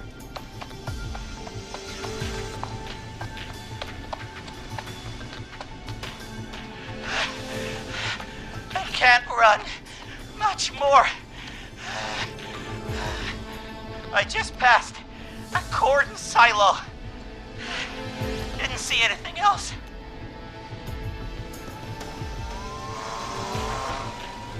Please. Where do I go?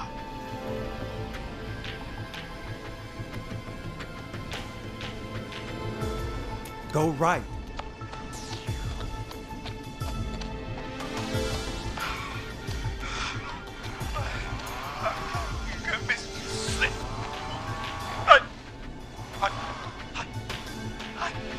I'm out. And my bike's still here. Oh, thank you, Forrest. I love you, Molly! That was tense. I think I held my breath the whole time. I think it went pretty well, all told. I think you're right. By the way, why do you think Molly missed their date? Do you think she's okay? Unfortunately for Eugene, I think she probably never left home.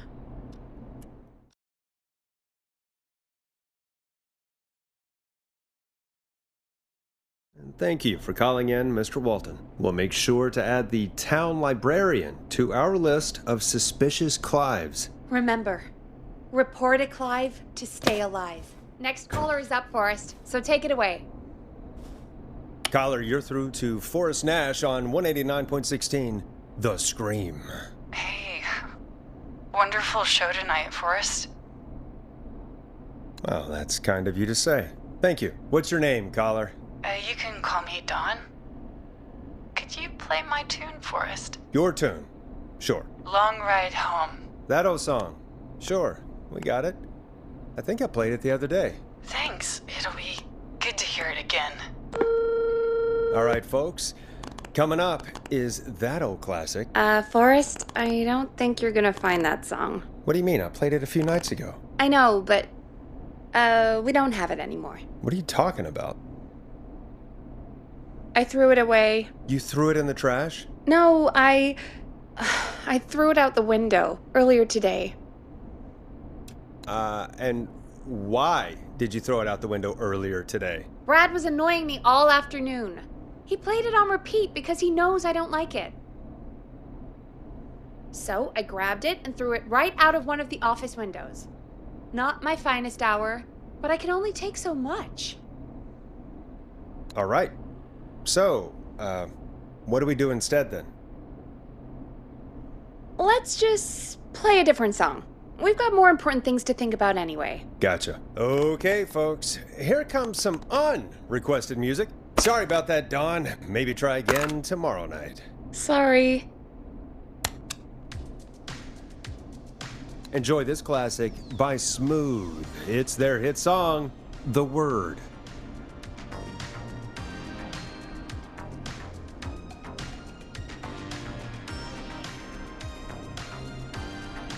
Of all the songs to request, why'd it have to be that one? Gee, Peggy, what did the barn finds ever do to you? Wrote that song, for one. It gets real old when you're forced to listen to it on repeat for years. Why couldn't they just request Roddy? Oh, Forrest, scrap the song. We have another caller. Sorry to cut the music short, folks. Callers take priority tonight. Welcome to 189.16, The Scream. This is Forrest Nat. Forrest? Oh, thank God. It's me again. Murphy! Talk to me, Murphy. What's wrong? Oh, the killer got me, man. Why did I ever trust a guy named Master Robbie?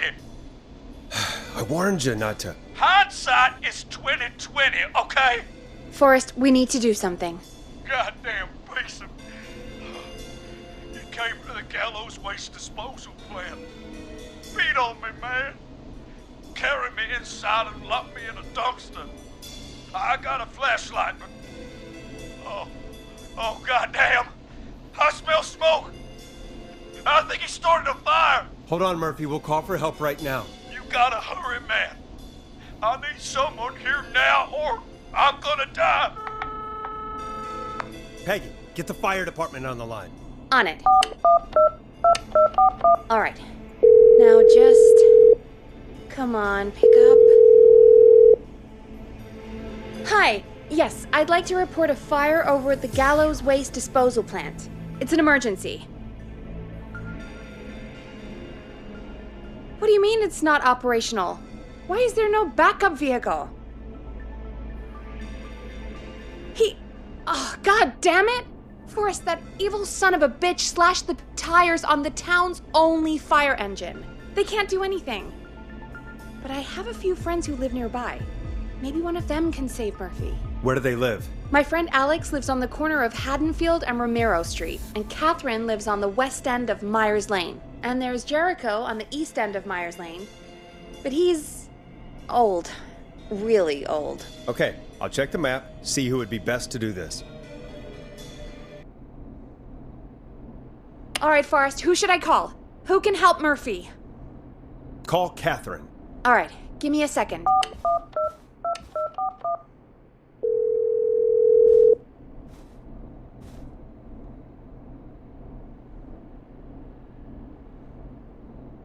They're on the way. They'll call from the plant. You can direct them from there. Well, let's hope they get there in time.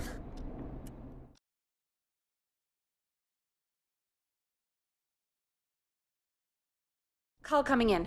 It's Catherine. She and Murphy are now both on the line. Hello, Catherine, are you there? What's happening at the plant? The whole damn thing is up in smoke. God damn it. I'm going in. Oh, my reception is terrible in here. God, my eyes sting.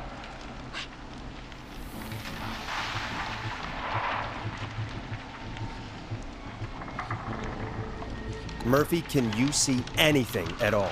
Yeah, I got a little flashlight. Looks like old cans, bottles, and newspaper.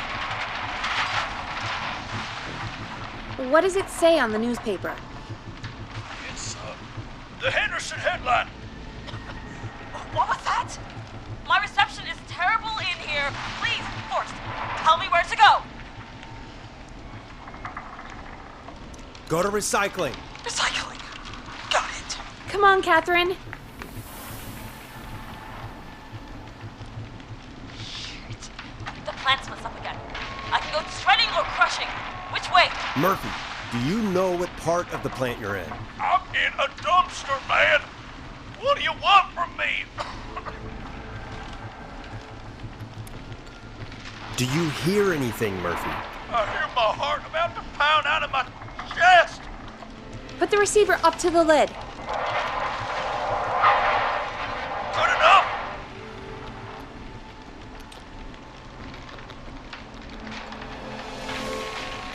Catherine, go to the crusher.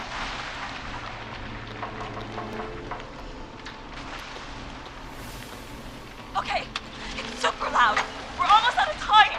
There are 3 dumpsters here. One for Gallows Creek Council, Henderson Disposal, and Quiet Ridge Municipal. Open the Henderson container.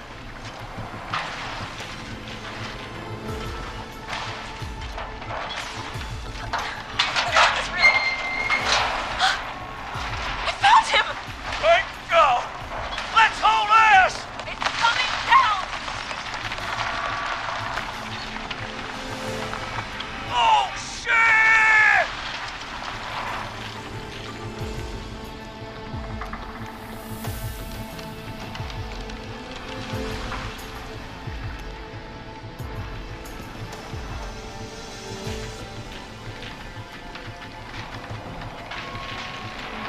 We made it! Oh, man. You saved my life. Thank you. Thank you. And I swear to you, now, I'm gonna raise Fernando to be like you. And I'm getting my money back from Master Robbie. Hey, you just get home to your son, okay? Will do, Forrest. Well, folks, Gallows Creek has 2 folk heroes tonight, Murphy and Catherine. I'm sure their deeds won't soon be forgotten. Great job, Forrest.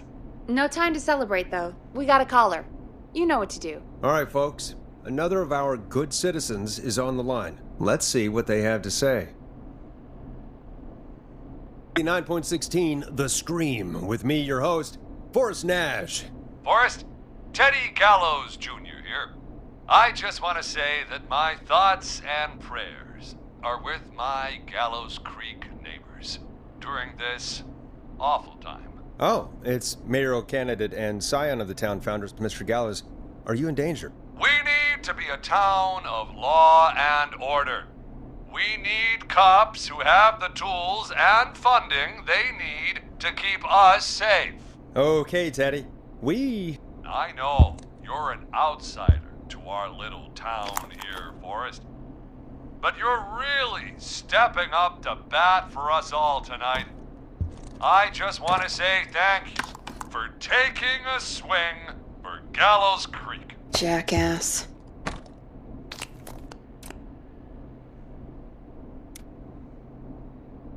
Right. Thanks, Teddy. Now, are you... Teddy, you lowlife! This is not the time to promote your damn campaign. I just want to make sure our town is safe and prosperous. That's why the Gallows Family Factory, founded by my father, Theodore C. Gallows, God rest his soul, which employs over 200... Teddy, unless you've got an emergency, I'm cutting you off. You know what? I do have a problem. A problem that's ruining our town. You know what it is? I didn't ask about a problem. I said emergency. The problem is that woman, our current mayor, Linda Cartwright. Oh, here we go. She just isn't one of us. Linda Cartwright is un-American, unstable, and... You're not better than anyone, Teddy. Just because you inherited half the town.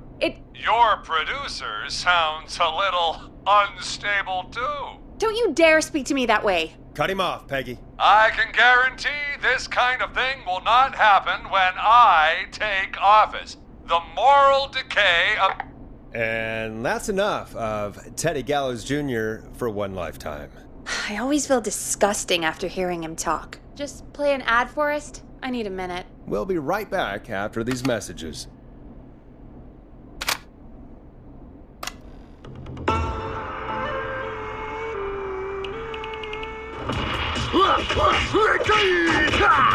Do you seek ancient wisdom? Do you want to double your power? Are you ready to unlock your inner warrior for only $24.99? Then step into Master Robbie's deadly dojo of Kung Rate and receive direct by video warrior instruction from me, Master Robbie.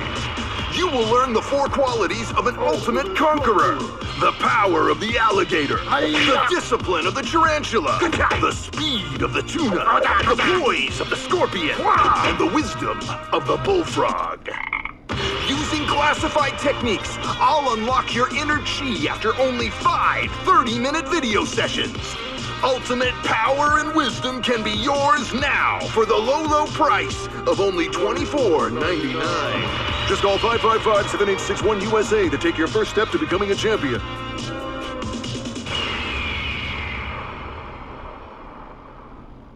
Never forget the element of surprise! If you buy today, you'll receive 2 additional VHS tapes. The Tornado Technique and Karate Lovemaking.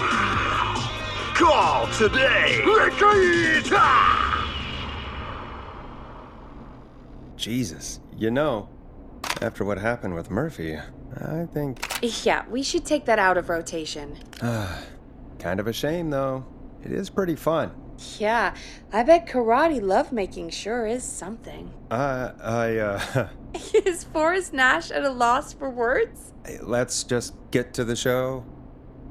Apologies, folks. We must have left that tape in rotation by accident. I think it's fair to say that's one deal you can skip. But what you can't skip is what our next caller has to say. Caller on line 1. Hello, caller. You're live on The Scream with me, Forrest Nash.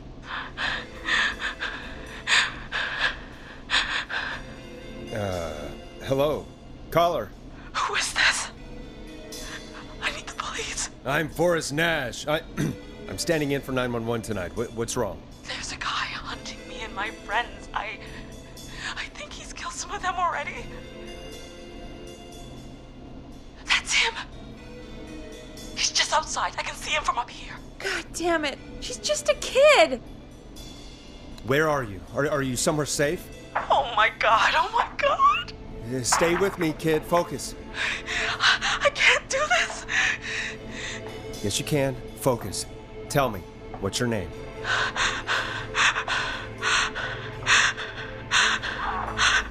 Sweetie, you can do it. What's your name? Carrie. Good. Carrie, listen to me. We're gonna get you out of there, all right? Now, where are you? The old murder house. Upstairs. I'm at the end of a hall. There's a bathroom, a couple bedrooms, a closet. Oh, he's coming. Where should I go?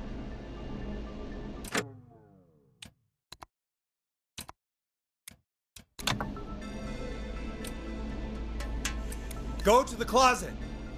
Okay, I'll...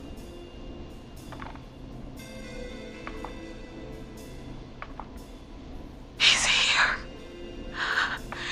He's here. He's gonna kill me. Forrest, I don't think we can... Don't move!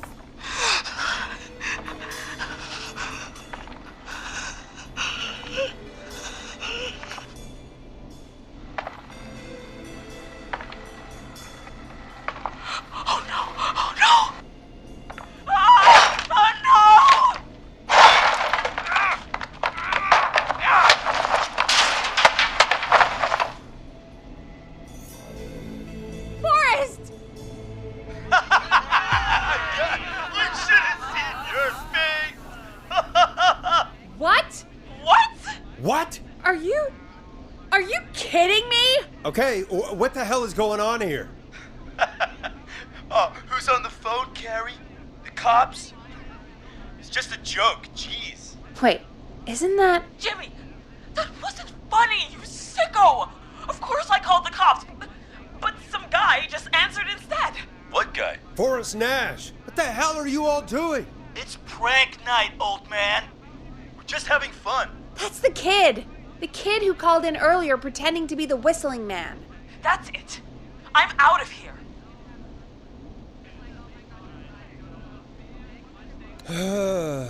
Jimmy, this is a pretty sick thing to do. What? It's whistling night. That little idiot. Whistling night? It's a stupid tradition. Especially stupid since that one kid died back in... Would you take off that stupid mask if it's hard to breathe? Who's under there anyway? Is that you, Seth? Idiot! Seth is right next to you. That's, wait. Oh no. Who are you? Oh no, man!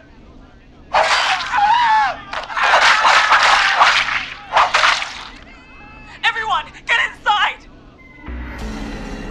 Everyone, run! You two, barricade the door.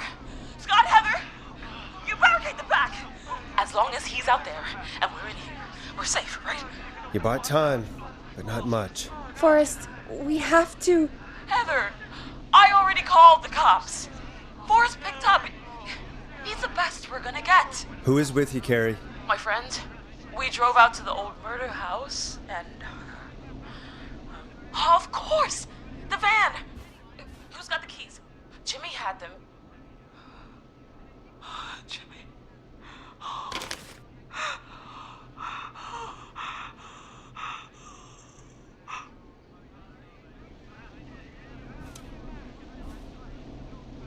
Okay. It's gonna be okay, Carrie. Right. We'll figure something out. Between all of you, there's gotta be a way to beat this. Just sit tight, okay? Heather, shut up. If we do that, we're gonna get killed. If only Jeannie were here. Jeannie? Jeannie McPherson? Our intern Jeannie? Yes. my best friend and the smartest one out of all of us. She stayed in tonight. Forrest, listen. We'll see what we can come up with, and, What? Scott, you're not any good at... No, Chad. Out of all of us, you're not the one to... Everything okay? No, we're figuring out a plan, but everyone's volunteering to do things they're just bad at. I think we can figure out what to do, but I don't think we can agree on who should do what. I think you'll have to be the tiebreaker, or else these idiots are gonna get us killed. But Shut up, you... Forrest, I'll call you back. But I don't know anything about your friends. These damn kids never learn. Breathe, Peggy. It's okay. They do this kind of thing every year, Forrest. People get hurt. All right, folks. We're gonna work out a way to save Carrie and her friends. This next one goes out to all the trapped kids out there.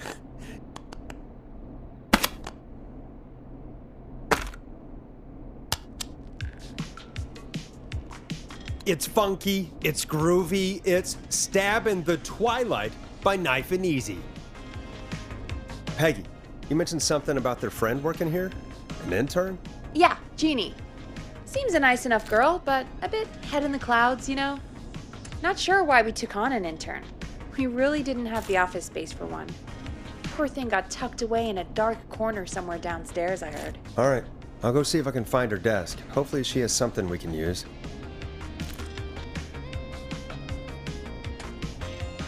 Peggy said her desk is downstairs.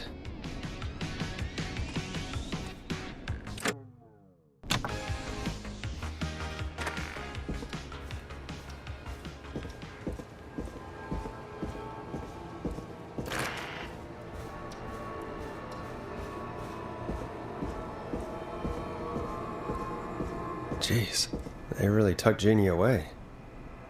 Friendship quiz. This might work.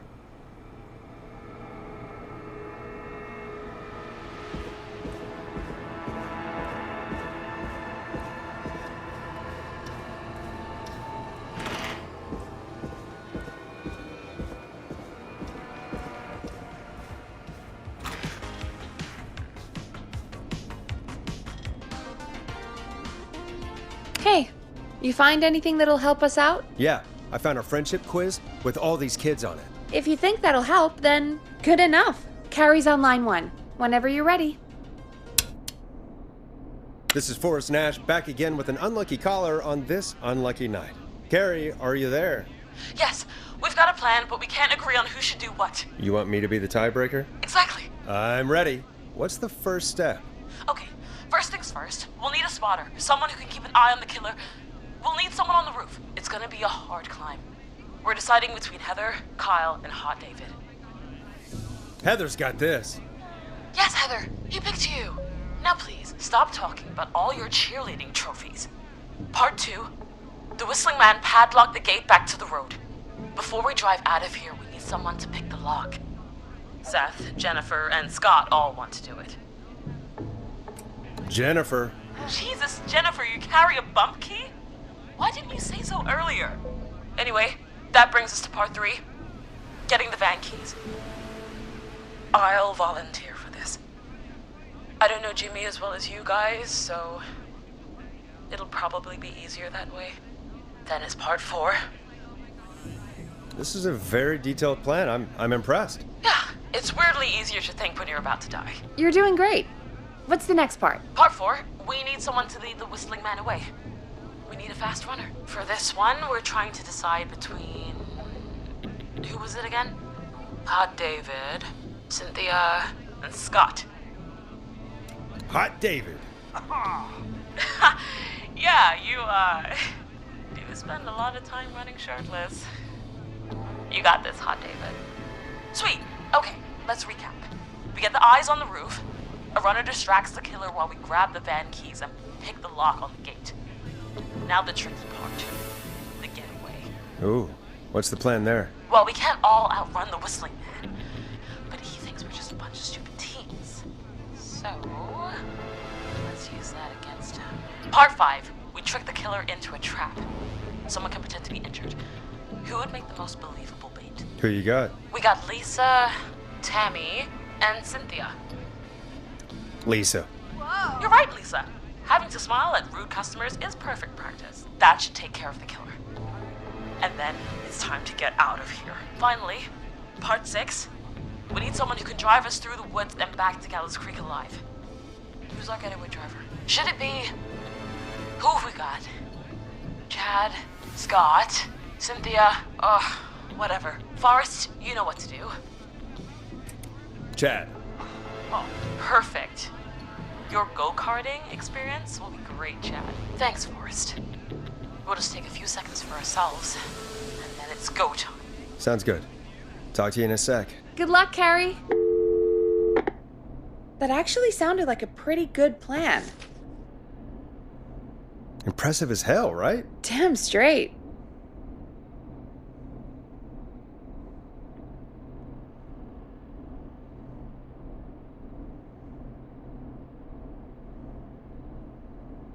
Oh, the kids are back already. Line 1 again. If you're just tuning in, we're coming to you live with a bunch of teens about to flee a madman. Listener discretion is advised. Are you ready, Carrie? We're good to go, Forrest. Good luck.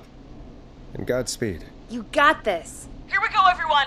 Spotter, to the roof. Go, Heather. She's off and away. All right, Renner. Get ready. Wait for the spotter's signal. Spotter says go.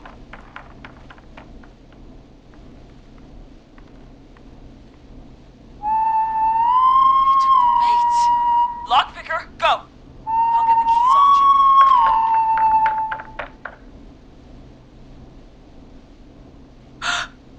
Oh, Jimmy. Oh, his face is... The keys, Carrie. You need to get the van keys. His face is lying next to him, Forrest. He got caught.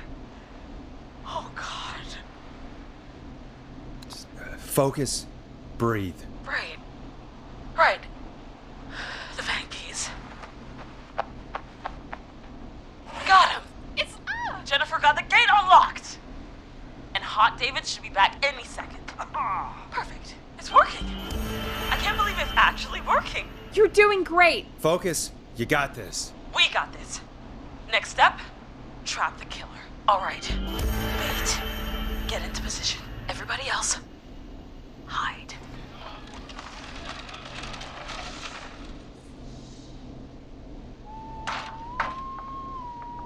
Okay, performer. Now, act like your life depends on it. Oh. There he is. He's buying it.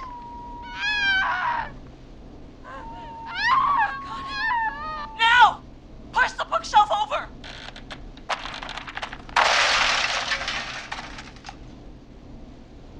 Oh my God! He went through the floor! Spotter! You need to climb down now! We gotta go! She's coming down. And yes! Heather! Quick, everyone to the van. Driver, take the keys.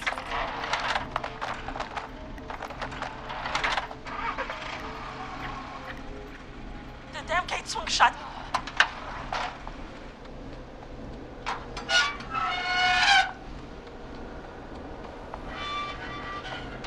Huh?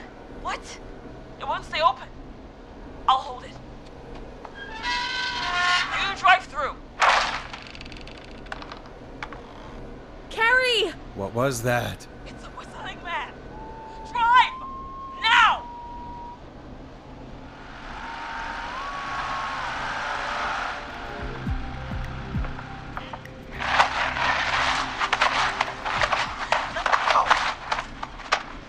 Let me go! Go! Just drive! Oh my God. Please, no! No!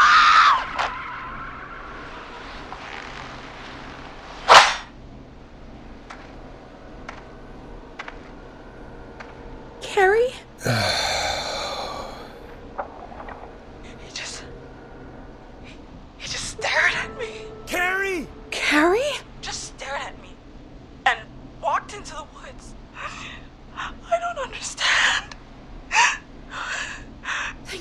glad you're okay. Can you get somewhere safe? I can make it home. Thank you both for helping.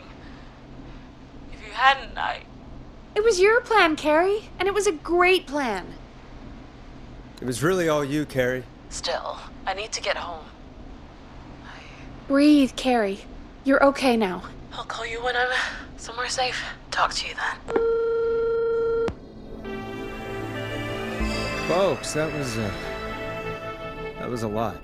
Our thoughts go out to Jimmy's parents in this awful time. For any kids listening in, please stay inside and stay safe. And parents, hug your kids extra tight tonight. Here's a song for the girl walking home in the dark.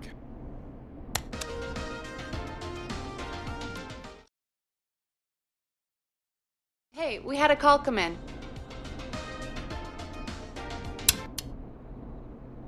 Forrest Nash here. Listeners, we've got another caller live on 189.16, The Scream. What's on your mind, caller? Hey, Forrest. I just wanted to phone in and say that I think I speak for everyone when I say that you're providing a real service for Gallows Creek tonight. It's cool what you're doing, man. Well, I'm just doing my job, friend. Anyway, tell me about yourself. What's your name? Are you keeping safe tonight? Yeah, man, I'm good, thanks. I'm at my roller rink, trying to get everything ready for the Harvest Festival tomorrow. I had a guy from Starling Security here earlier installing the Starling 4000 system, so I'm a little behind. As for my name, my friends call me Roller Ricky, and I now consider you a friend, my man. We're friends now, huh? Well, that's kind of you to say. Thanks. Yeah, man. Sounds like roller skating is more than just a job to you. So is this vocational? I wasn't always Roller Ricky. Once upon a time, believe it or not, I used to go by just Ricky. Yeah, back then, things were pretty rough. I used to roll with a bad crowd. Not all bad, but there was this one guy. Anyway, some bad stuff went down. I harbored a lot of guilt for a long time and turned to the bottle. I didn't really talk about it or even know how to talk. It's just how it was. That bottle took the best years of my life. Or so I thought. It's never too late, Roller Ricky. How did you turn things around? I joined a support group. I opened up about my problems, and sharing that burden just took so much weight off. It's a long story from there, but I found roller disco. I learned how to have fun again, cutting loose and making shapes. Now whenever I get down, I get down. I'm finally free from it all, man. It's important just to talk to somebody. That's the first step. Ain't that right, Max? Aw, hello, Max. Welcome to the show, Max. Max is my emotional support dog. He's a rescue dog, but I always say he's the one that rescued me. He's the best dog a guy could ask for. Of course, the first thing I did was teach him how to skate. He's better than me now, a real pro. Max can skate? Yeah, man. At first they said it couldn't be done, and then they said it shouldn't be done. But Maxie loves the rink, man. Is that another train, Maxie? Maxie loves trains, man. He's even got that special howl to greet them. It sounds like you two make a great pair. Maxie appreciates all the positivity you're throwing out, my man. You know, I'm actually hosting free skating lessons tomorrow at the festival. I think it's a great opportunity to give back to the community. Man, all this talk of skating's got me itching for a boogie. Before I switch my radio off for the night, could I request a song for us? Something I can groove to, you know, something funky. It'll be me and Maxie's final boogie breakdown tonight. Then I think we'll take it down a level. I can do that. Thanks again for calling. You and Max, be safe now, okay? Bye, Maxie. You got it, man. Peace. Well, folks, this next one goes out to Roller Ricky and Max. Enjoy. You'll like this next song. I really needed that call, you know, after everything. Yeah, I get that. He talked a bit much for my taste, but it is inspiring to hear somebody come back from the brink like that. Yeah, that's what I meant. You were thinking about Max on skates, weren't you? Well, would you look at that? Another caller on the line. What are the odds? Better take it.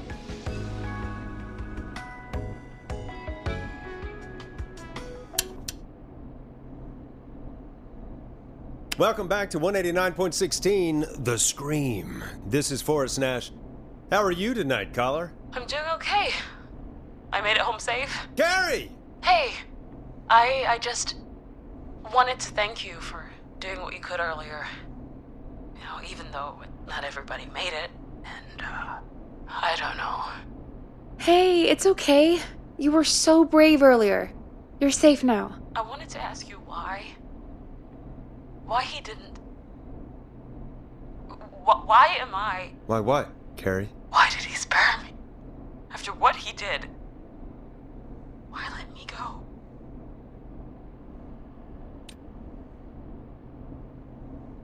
Maybe he only wanted to hurt the pranksters. Maybe. Did he just think everyone was making fun of him? Did he always hate these hazing rituals? I mean, if he did, why wait all these years to... Why do this now? These stupid hazing nights have to stop. Carrie, you did so well tonight. Stay safe and rest. Help is coming to Gallows Creek. We just need to hold on. Thanks, Peggy. Hey, Forrest? Could I request a song? Of course, Carrie. What song? Any song by Blast Processor. And thank you. This next one goes out to Carrie.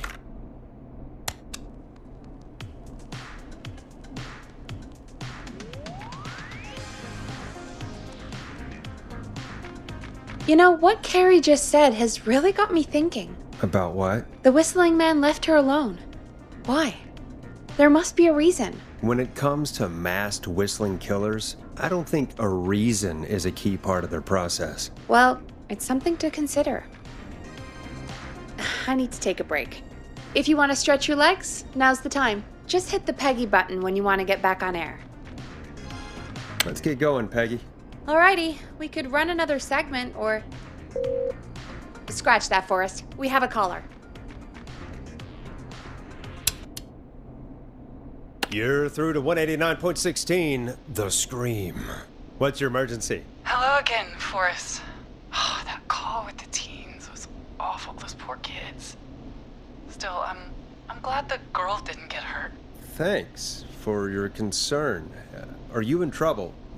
What's on your mind? I wanted to ask you again to play my song, Forrest. You said you were going to play it, but you didn't. Your name was Dawn, right? What, Peggy? Yes. Oh, well remembered. My name is Dawn, and I wanted to ask you again to play my tune, Forrest. Long Ride Home? You know, the one that Peggy said she threw outside the window?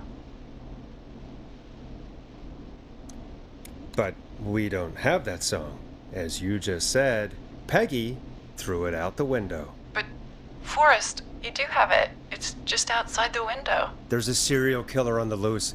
I can't just go outside hunting for a record. I'm really sorry, Dawn, but we just can't get it right now. But wasn't the whistling man just at the old murder house? That's miles from the station. It won't take you a second to grab it. Dawn, I'm not sure if you've heard, but there's something unnatural about this freak. He's fast. I'm not risking it. Oh, but I think you will. Forrest? Peggy, I'm calling with more than a request.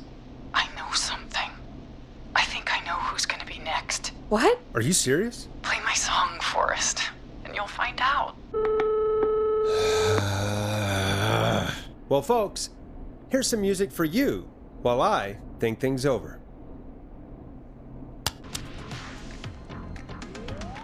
Hope you enjoy this one as much as I do. Is she serious, Peggy? She's serious about hearing that song, that's for sure. Peggy, I mean, is she serious about... I don't know, Forrest, but we don't really have a choice, do we? If she's telling the truth... All right, I'll do it. You're a good man, Forrest. I'll slide you the key to the fire door. Wait. Our fire door has to be unlocked? Yeah, you know, I never thought about it, but Yeah. We should talk to Reggie about that later. Anyway, I'll hold the fort down while you're out. Maybe I'll even get a caller. That could be exciting. 189.16, The Scream. With me, Peggy.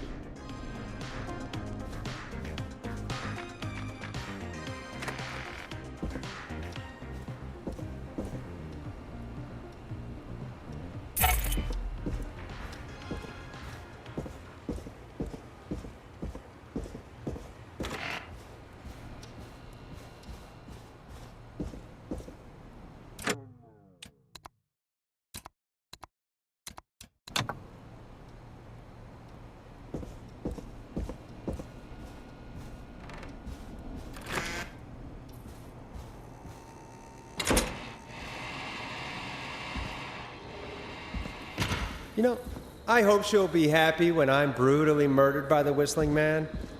Out here, in the open, alone.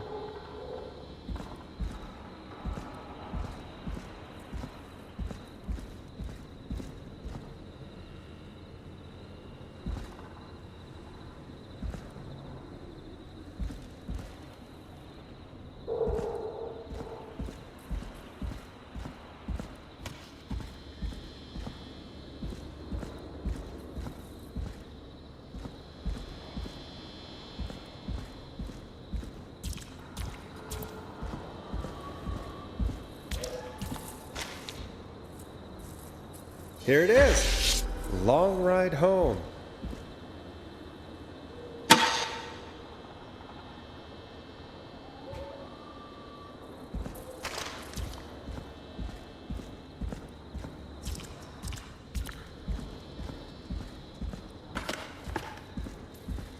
Of course, it locks behind me. And of course the key doesn't work on this side. Fantastic. Maybe there's another way back in through the basement. A door, or elevator, or something.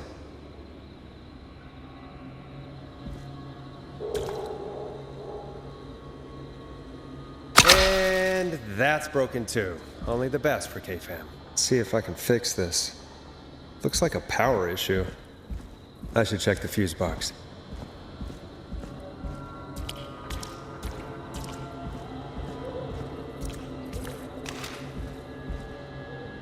Looks like I'm gonna have to hunt around for some new fuses.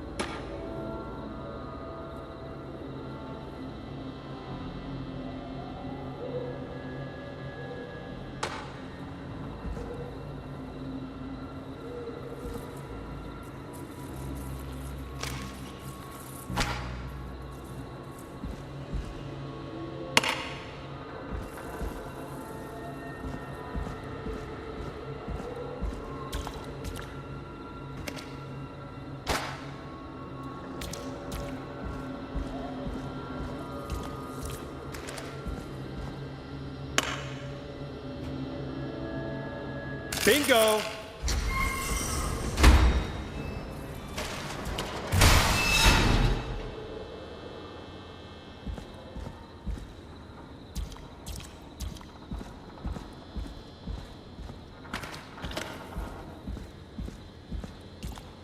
I could probably survive that fall.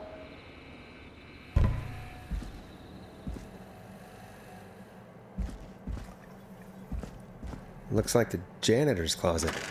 What did Peggy say his name was? Clive?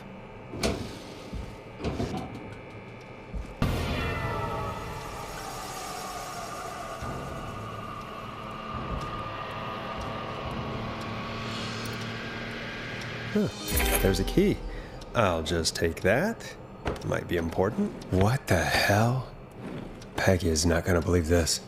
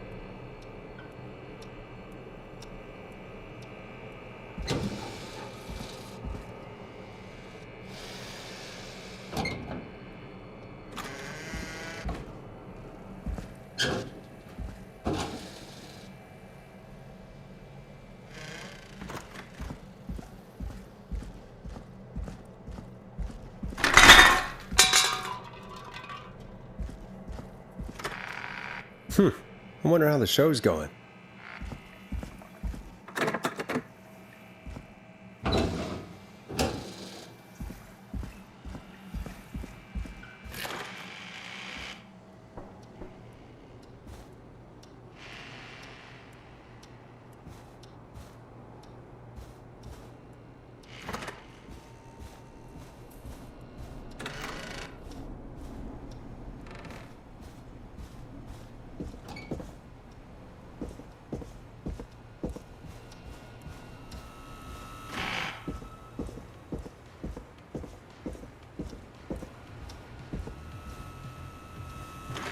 Isn't that such a good song, folks? And now for... Jesus, Forrest, you've been gone for ages. I thought something had happened. Something did happen. Clive the janitor might be Clive the murderer.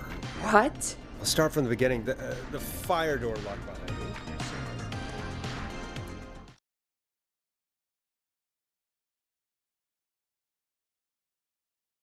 Why did you heave that thing all the way up here?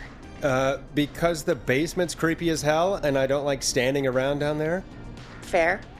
All right, let's run through this again. We have a creepy board you found in a creepy basement made by our creepy janitor who you think is the creepy whistling man. Yep. And on the creepy board are the names Chuck Brody, Kim Walker, Rebecca Allen, and Aunt Williams. Correct. And you think one of these people will be the whistling man's, Clive's, next target. That's right. And we've got to find them. You said there are 4 locations listed there too? The hospital, the power station, the gas station, and the trailer park. Clive must think the target is at one of those locations. Forrest, you're gonna have to figure out if any of the potential targets are at one of these locations tonight. Hit the button if you need any help. How's it going? I'm ready, Peggy. Are you sure? We've only got one shot at this. I'm sure. Let's do this. Okay, name first. Who do you think the target is? Chuck Brody. And where will I find them? The gas station. Okay, I'm dialing. One moment.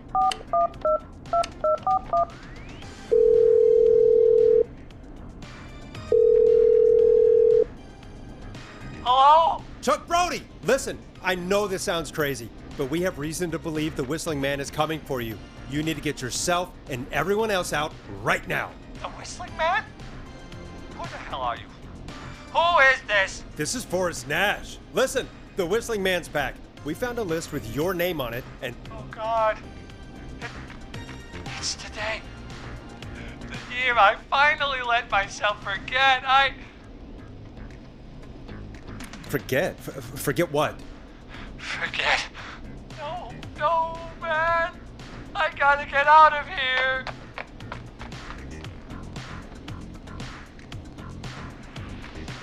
I think he ran off. Well, fingers crossed that Chuck... Jeez! It sounds like something blew up! He's using bombs now? Is Chuck? I don't know. Hang on, we're getting a call. Hello? Chuck? Chuck! Forrest, the whole goddamn gas station's gone up.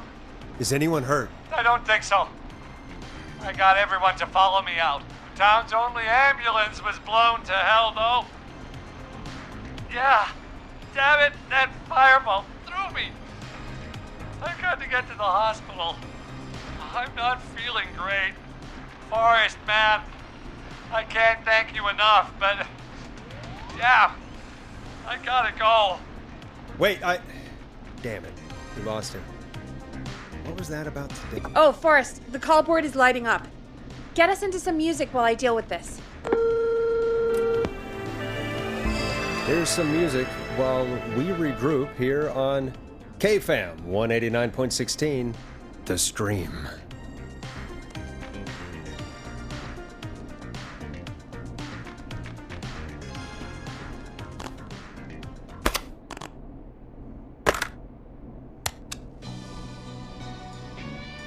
There's gotta be more in the basement to show us who Clive is targeting. And if that's the case, we can get ahead of him. Stop the killings before they can happen. Forrest, we need to go back down. By we, you mean me, right? Yep. Like I said, I need to handle all these calls. Maybe start with that creepy mannequin room you mentioned before. I still have a lot of questions about those, by the way. Me too.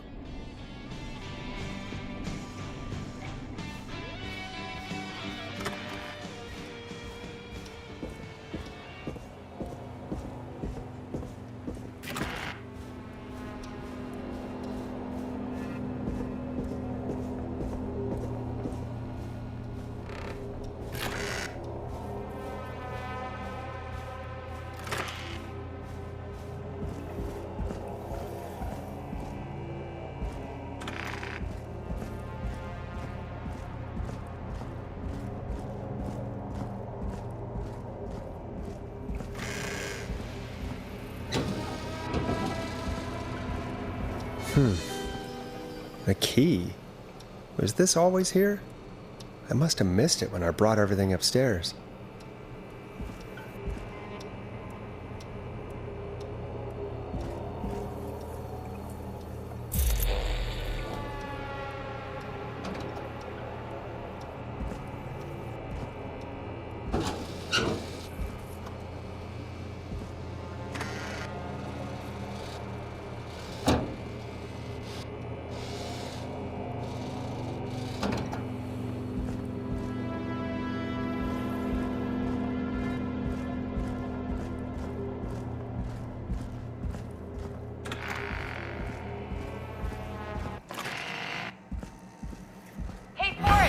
Peggy, give me some warning before yelling down the intercom.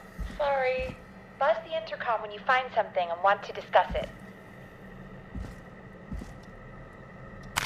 Peggy, I've found a tape and a map down here. A map of what? Looks like it might be to somewhere in this storage area. Weird. Well, maybe the tape will give us more information. Give it a play.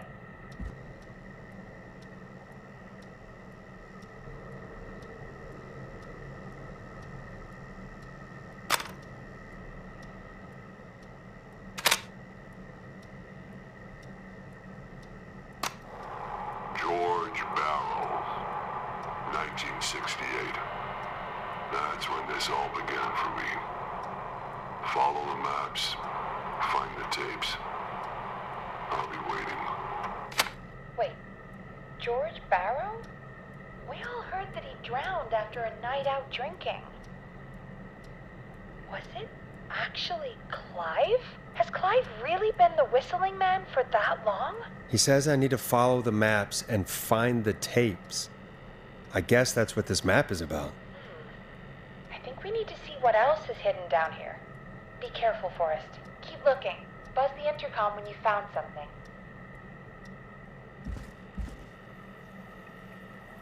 Do you think you found everything, Forrest? I think there's gotta be more down here.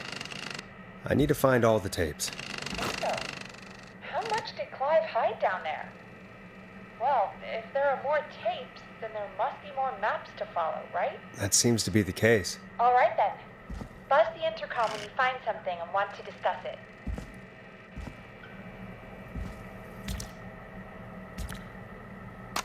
Time of autopsy is 7 a.m. Cause of death is asphyxiation from drowning. The degree of rigor mortis indicates that the subject has been deceased for 5 hours. That puts the time of death...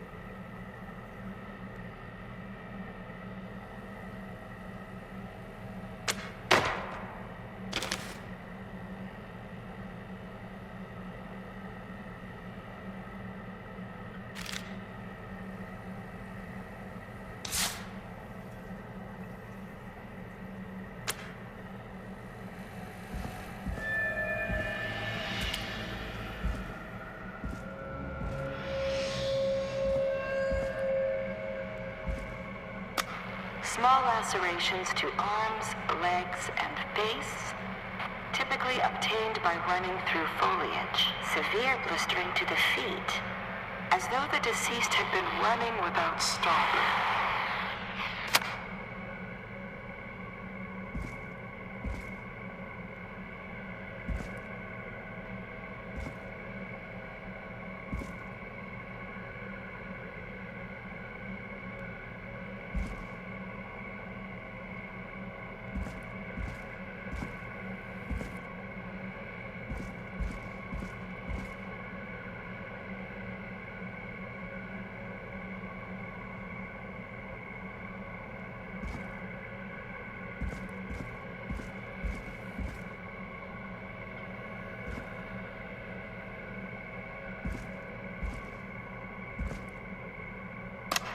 Preliminary toxicology results shows no signs of inebriation. However, a high amount of cortisol was found, indicating elevated levels of stress in the immediate moments before death.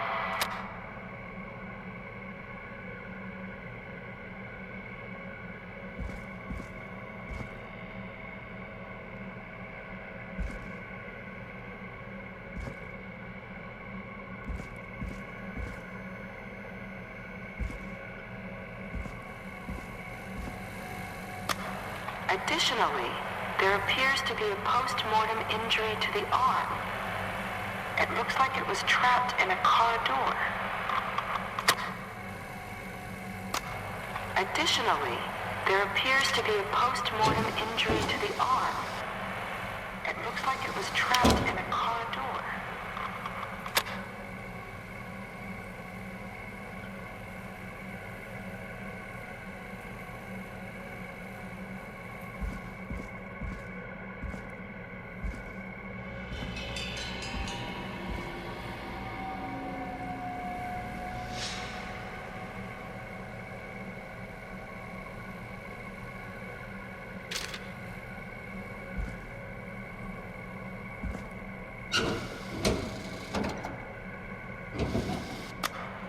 It is the coroner's opinion that the subject likely feared for his life and was chased, resulting in a fall from a height into a body of water where he hit his head, was knocked out, and drowned.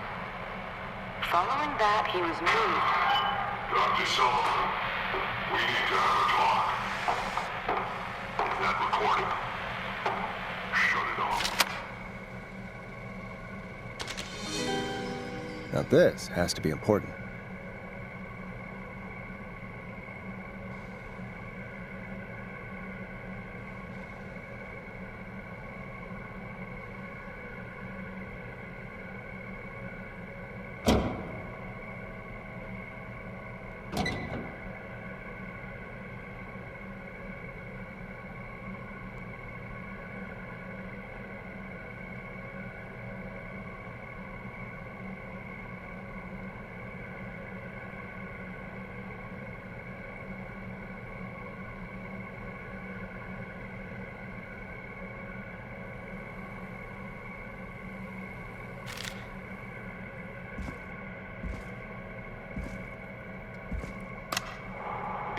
Listening to this, then I'm probably dead. What the? I'm a man who likes to stay informed. I've got subscriptions to newspapers all over the country. A few weeks ago, I noticed headlines cropping up in those papers, one after the other. Each headline about a murder. Each murder, the death of someone I knew almost 20 years ago.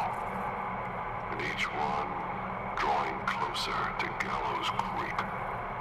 Drawing closer to the anniversary. None of us are innocent, but I don't think we deserve killing. All I hope now is that I can save some folk from the worst that I can. I don't know. Do something to make up for what I did back then, I guess. I didn't kill anyone, mind you, but that's past mattering. Now, there's more I could say that I should say, but my employer made it clear that my family would pay a high price if I ever spoke out. So, hopefully I've said enough for you, listener, whoever the hell you are, to start putting the truth together.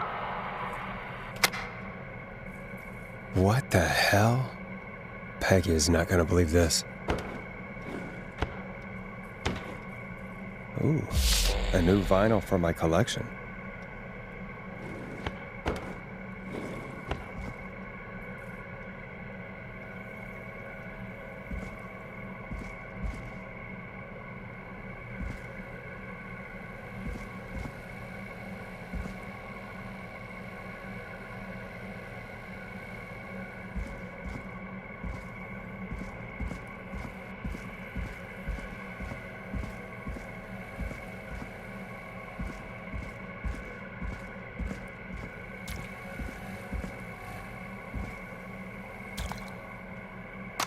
Time of autopsy is 7 a.m.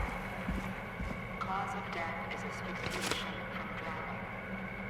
The degree of rigor mortis indicates that the subject has been deceased for 5 hours. That puts the time of death.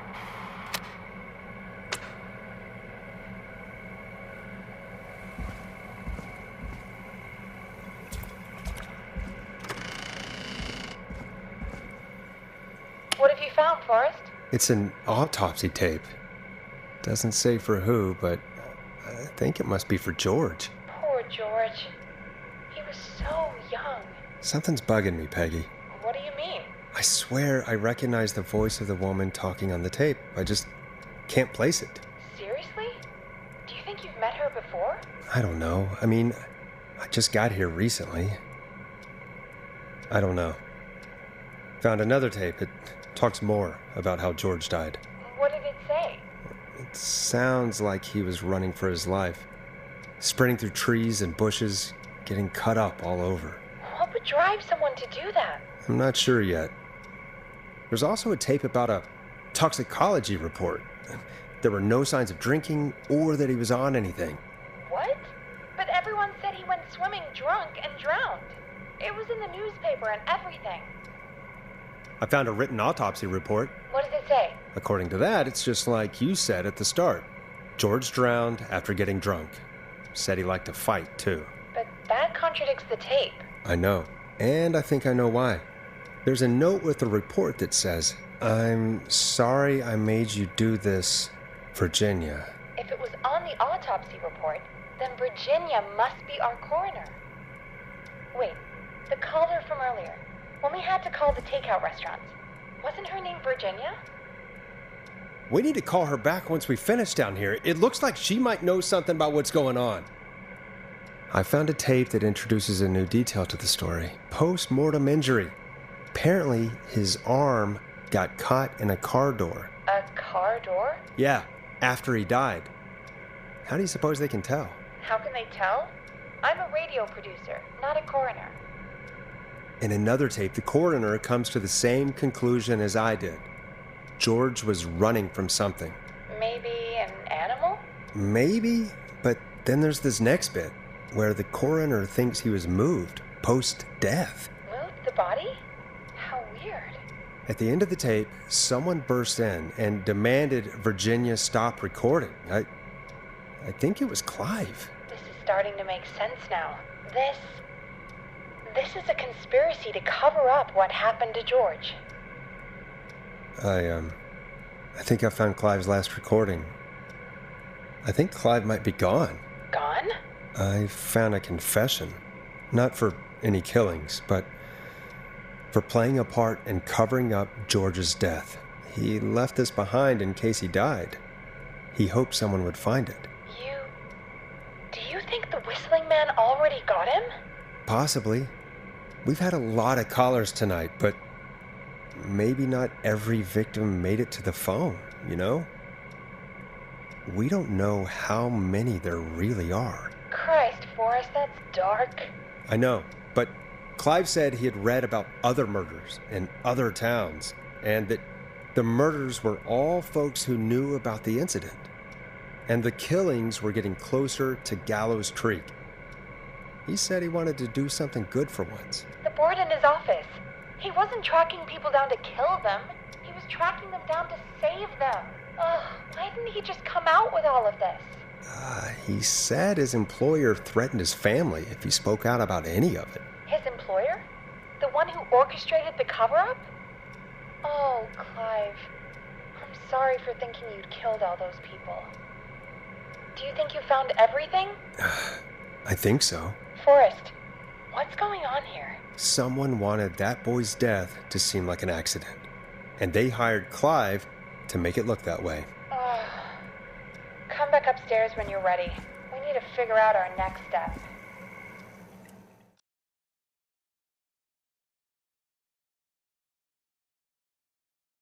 Thank God you're back, Forrest. I've been running out of stuff to pad our airtime with. Peggy, you work in radio. Forrest, I'm stressed. I mean, really, how are we supposed to keep a show going with all this happening? This is our job, Peggy. We gotta do it. You're right. So, what's the plan now? I think we should call Virginia back. All right, I'll get her on the line. Time to turn the music off. Hello again, Gallows Creek. This is Forrest Nash. We're circling closer to the truth behind tonight's events. To this end, we're calling back one of our earlier callers, Virginia Sullivan.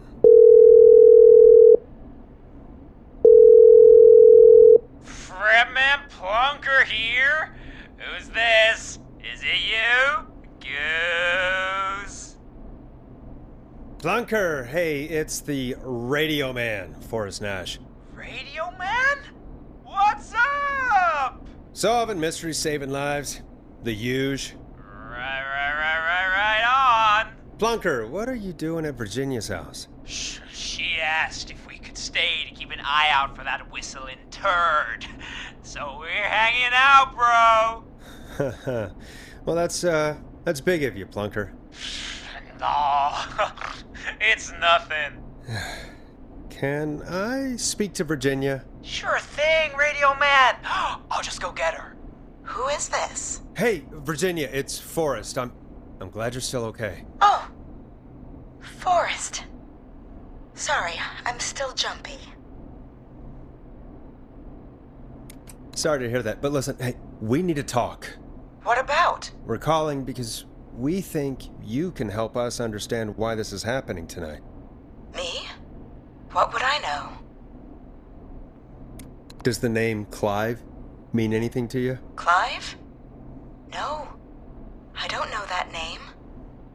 What are you asking about this for? You mentioned that name earlier when you called us the first time. I don't know what I said then.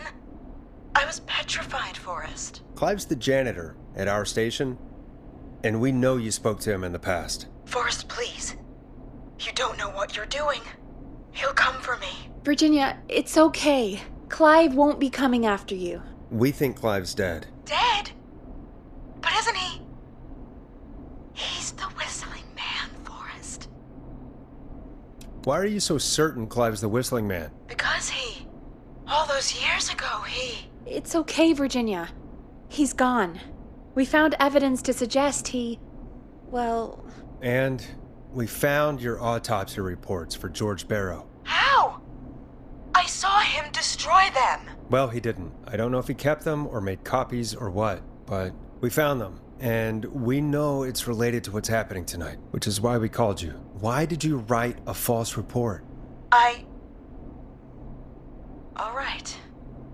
One day, I came into work to find a boy on my slab. And as I finished the autopsy, this man, Clive, he just burst in. And he started making demands to give over the reports, to falsify what I found. Of course I said no. But, well, when someone wants to make you do something, they can use the carrot or the stick. For me, he used both. You see, my sister is sick. She has a chronic condition that's never going away. It's expensive to treat, and it was getting to where I couldn't afford it. And Clive promised me that his employer would pay for my sister's treatment if I did what he said, and that if I ever spoke about this, he'd beat me to within an inch of my life. I don't know why he had me do it, but my sister needed me. You have to understand. She needed me. We understand. Thank you, Virginia. That was brave. God, I just want this nightmare to end. This will help end it, Virginia. Thank you. Stay safe, Virginia.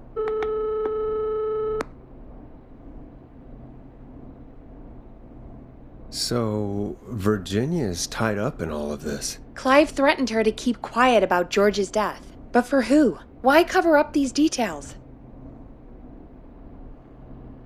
We could try Sandra. What would Sandra know? I don't know, but we have to start somewhere. Anyway, just be careful when you're talking to her. Don't push too hard. We don't want her to hang up. I'll be careful. All right, calling her now. Hopefully she's at her jazz studio. Aha! Forrest, you're through. Hello, this is Sandra at Jazz Pizzazz Jazz Studio. Who is this? Hello again, Sandra! It's Forrest Nash of 189.16, The Scream. And you're live on air. Oh, I always thought folks called into a radio show, not the other way around. How jazzy. What can I do for you? Well, we're trying to understand what's behind the attacks tonight. We had a few questions. Why, Forrest, of course. Heck, after the way you saved my life, I'd say yes to just about anything you asked. Do you know why the Whistling Man might have targeted you? Ha! As far as I could tell, he was just a knife-wielding psycho with superhuman cardio. He'd have chased after anybody. Right. Well, we think he might be chasing specific people. People who know about the death of a boy named George. Oh, I don't know anything about that. Sorry. Have you had to keep quiet about anything? Any secrets you've had to keep? What would I have to keep quiet about? I don't know. I mean, could be that you've seen something or heard something. I never saw anything. And even if I did, what would that matter? And it was years ago. Sandra, are you okay? It was years ago. We know, Sandra. You do? You know about? Yes. Of course. This studio is my life. After I found the body in the river, I couldn't lose my studio. Do you understand? Sure. I understand. When the rent just kept going up, he said he'd stop if I just needed to keep quiet. And everything would be okay. Sandra? Who was he? He said if I told everyone I found the kid in the reservoir instead of the river, I'm sorry. I can't do this.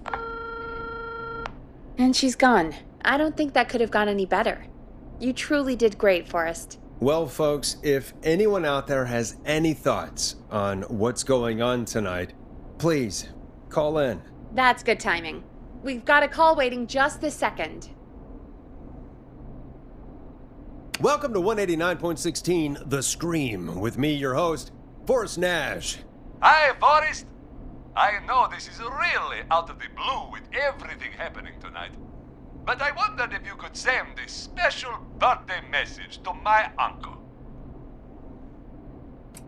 You want to do that now? Really? Why? Of course now. It's his birthday. I won't have a chance to do it again until next year. May as well, Forrest.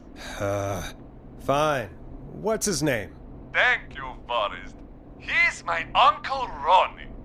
His first name's Peter, but he never liked his name. But since he always had salt and pepper hair, even as a kid, can you believe it? Folks always called him Pepper. Thanks for the history lesson. Is there anything besides happy birthday you would like to say to Mr. Pepper? Oh my god damn it! Yes! Tell him he can get the best birthday deals and party packages here at Putney's Pizza. Starting at You son of a bitch! Stop calling us! God damn it, Peggy. This is your fault. My fault? I said I didn't want to do it. Don't blame me because Brian Ponte can't control himself. Don't worry. We've already got another caller on the line. Just pick it up, okay? This is 189.16 The Scream. I'm Forrest Nash. You're on the air, caller.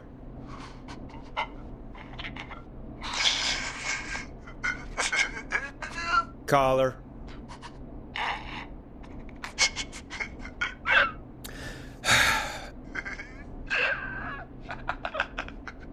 Ponte. Ponte's Pizza always delivers. Come rain or sleet or whistling man, we'll be there.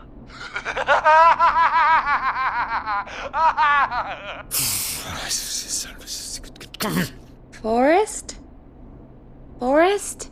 Are you okay?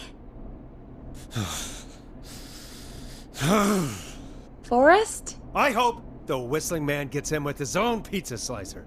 Jesus, Forrest? Sorry. That was too much. It's okay. It's been a high-stress night. Don't worry about him anymore, okay? Not for tonight, anyway. I think he's spent for now. We've got another call, whenever you're ready. Folks, don't spend your money at Ponte's Pizza. That's all I'm gonna say about that. Moving along, I'd like to welcome another caller to 189.16 The Scream, with me, Forrest Nash. Who, may I say, is calling? Well, hello again, Forrest. Dawn. I bet I know why you're calling. I'm sorry I didn't play your song. There's a lot going on. But please? Never mind that now. First, I'm calling because I need your help. Are you in danger? I sure am. Do you mean... Yes, he's after me now. You? I think so. He must have heard me on the radio helping you. Helping? You didn't exactly help. Maybe I've been helping more than you know. I was out following a lead, trying to work out who would be next, after Chuck. And what happened? And I started to feel like I was being followed. I came back to my apartment building, but this newfangled security system has me locked out. I need you to help me get inside. Don't you have a key to get in? Only for the apartment door.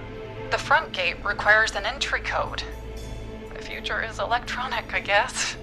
I need that code to get inside. Which apartment block do you live in? Maybe one of our listeners lives there too.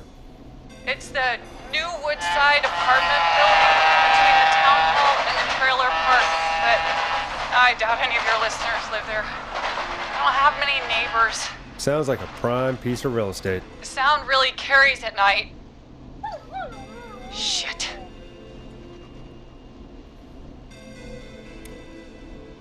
Sounds like a noisy part of town. It is. Boy, I wish he'd muzzle that thing in. Oh. And now he's blasting David Scopo out of his window. This night can't get any... It's coming down the street. I don't think he's seen me yet. Forrest, please. I need your help. I need the code for that security system, or I'm gonna die. What's the name of the security system? There's a sticker on the box. It says Starling Security 4000. There's a keypad, and it looks like it wants a 6-digit number. We'll see what we can do. Thank you, Forrest. Yeah, of course. Don't worry, Don. Thank you, Forrest. I knew I could count on you. I'll sit out of sight. Call me back soon. All right, folks. Here's a little tune for you all to enjoy while I try to break Dawn into her apartment.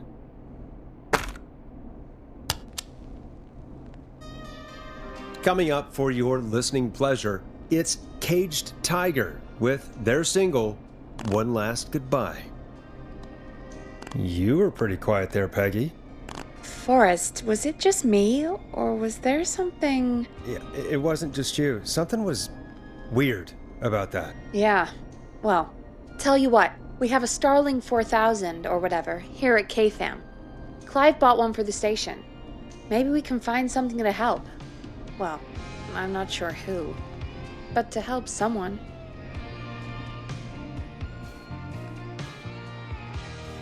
Okay, so she's locked out of the Woodside Apartments, and somewhere Clive probably has the papers for the Starling 4000.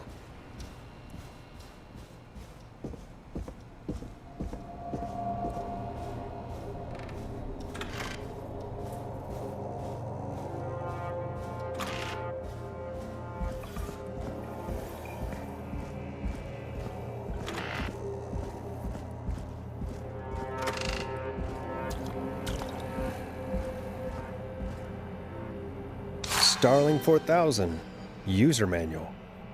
Ah, these codes should come in handy.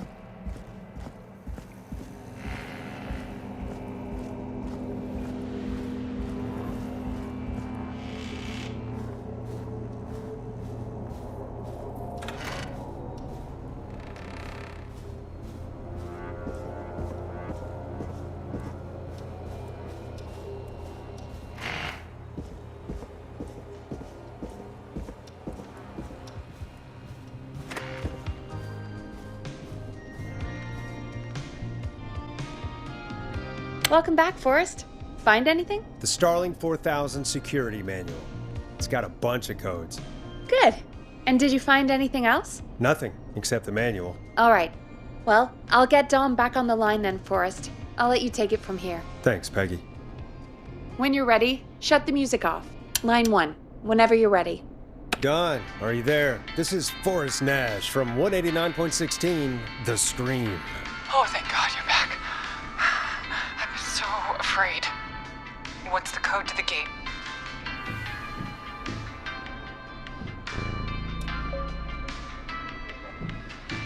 The code is 191519. Thank you, Forrest.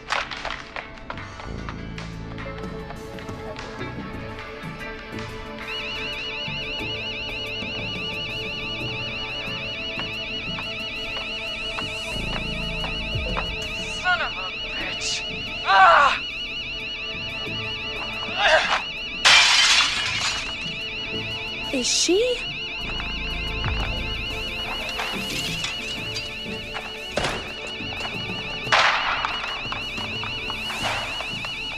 Yeah, stay out! Nobody disrespects the sanctity of the ring. Don't ever come back here again.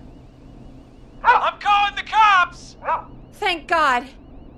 Hello? Is someone there? Ricky, get back inside and turn on the radio. Whoever that was, she was trying to break into the ring. She? Forrest, man, you got no idea. That was him. That was the Whistling Man. The alarm gave me just enough time to get my rifle. I don't like hurting folk, but I can't let anything happen to Maxie. He's my best friend, you know? Listen, man, I'm heading back inside. Gonna barricade that window. My man, thank you. You and Peggy can skate for free whenever you want, forever. That's a done deal. Thanks, Ricky. Can't wait. You got it. Talk to you soon. Okay, Gallows Creek, here's some music while we process what just happened.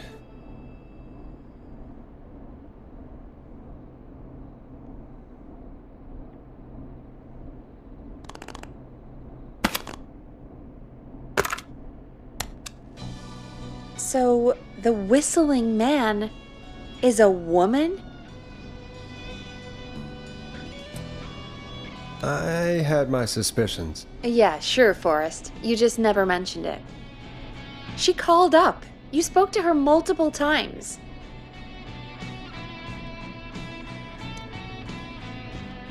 I knew she wasn't right. Is that right, Sherlock? Why do you think she requested that song? To get me outside? Maybe, but how? She didn't know the song was outside to start with. That's right. She never actually attacked me out there. So? What now? I guess I should make an announcement. We do have new info. Okay, kill the music and you can make the announcement. Okay, you're live in 3, 2... Hey folks, this is Forrest Nash here. I hope you're all safely locked inside. For those of you listening to that last call, you might be wondering what to make of it all. Here's our take. We now believe the killer is actually a woman, one who might manipulate you into letting her in before she attacks you.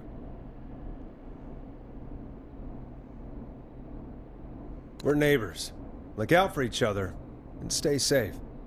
The killer was calling themselves Dawn. This could be a fake name. If anyone needs help or you have info on the killer, please call in. You folks have my new number, right? It's 911. Hopefully, our next caller can help shed some light on our killer. Hey, we had a call come in. Okay, folks, time to take a call. You're through to Forrest Nash on 189.16, The Scream. Hey, man. Murphy? Damn straight. What's going on, Murphy? You in danger again? Nah, man. I've just been listening to the show here at home. And since you asked folks to call in if they could help out, well, I'm calling. I don't know if I can say as much as other folks have, but I figure I wouldn't be a good role model to Fernando if I didn't try to help, you know? You're a good father, Murphy. Absolutely. Fernando's a lucky kid. Oh, thanks. So, what do you want to know? Well, what can you tell us? I don't know, really. All right. Well, do you know anything about the death of George Barrow? Absolutely nothing. Okay. What about the killer herself? Herself? Man, I didn't get my ass kicked by a lady. The man I went toe-to-toe with was a man. You heard the last call, right, Murphy? Yep. So you know it's a woman, and you were trained by a VHS, Murphy. I know, but... Man, how could it have been a woman under that mask? Let's just move on. Do you know anything about the history of the Whistling Man? No, sir. Tonight's the first time I ever heard of him. What? I moved here 3 years ago, man. What do you want from me? Hey, man, no worries. Just thank you for trying. Right. Sorry I couldn't help you all more, man. Now, if you'd have asked me about gators... Forrest, we have a call coming in. Sorry, Murphy. I think that's all we've got time for right now. All right. I'll catch y'all with the gator talk later. Night. Well, folks, that was a bust. But perhaps our next caller has more they can tell us. Let's find out. This is Forrest Nash, and you're listening. Please help me. My name is Casey Moore. I'm at 25 Nancy Drive. My best friend's been stabbed. He's bleeding everywhere. I don't know what to do. Please help me. Somebody's been stabbed? Can you tell me what happened? We'd been out at the reservoir. We were heading back to his place when we heard this whistling all of a sudden. He just started freaking out. He screamed at me, told me to hide. I'd never seen him like that, and I just panicked and ran and hid in a bush. Oh no. Forrest. Then what happened? He went up the road and talked to someone. I couldn't really hear or see anything. It sounded like he might have known the person, and they just stabbed him. Casey, was he talking to a woman? I don't know. They had a mask and wore all black. That's all I know. Please, we need help here. I'll get you help, but I need to know. Where did the masked person go? They left. They left him to bleed out. I waited until they were gone, then dragged him into the garage and called 911. Wait, why didn't she make sure he was dead? I don't know. I think I heard them say something like, "It's not so funny now, is it?" Before they left, but please, he needs to get to the hospital. I can't drive, so we need an ambulance. Forrest, the ambulance was destroyed in the explosion at the gas station. You should get all the info you can. Can you tell us where your friend was stabbed? They stabbed him in the stomach, and then stabbed him again in his leg when he was on the ground, and it's... Oh, the knife is still there in his leg. What's your friend's name, Casey? It's Jason Parker. We'll be right back. Peggy, patch us through to the hospital. On it. Phoning St. Gabriel's now. Switch to line 2. Hello, St. Gabriel's Hospital. How can I help you? Hi, this is Forrest Nash from 189.16. We have a stab victim at 25 Nancy Drive named Jason Parker. He's been stabbed in the stomach and the leg. He's bleeding heavily. Oh God, I'm sorry. But the ambulance is, well, you know. I know, but please, we need something, or he's going to die. Forrest, Listen, you're going to have to get him here. We need to see him, and we can't get there ourselves right now. We don't have any way to drive him right now. And even if we did, he's bleeding out fast. All right, listen. We need to buy him time to get here. That means stopping the blood first, and then finding someone to stabilize him. To stabilize him, you really need someone with first aid training. Do either of you have any? No. Me neither. Damn it. I'm really sorry about this, but I have other patients who can't wait. All I can do is talk you through the procedure as quick as I can, and then leave the rest to you. You think you can handle that? Hit me. I'm sure we can handle it. Okay, from the top. If he's bleeding out, then you need to get him comfortable and try to stem the bleeding. Lay him down. Apply continuous pressure directly to the affected areas.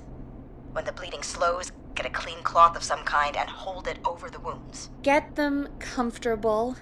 Apply pressure. Clean cloths when slowed. Got it, I think. You said he was stabbed, right? If the object he was stabbed with is still in him, don't take it out.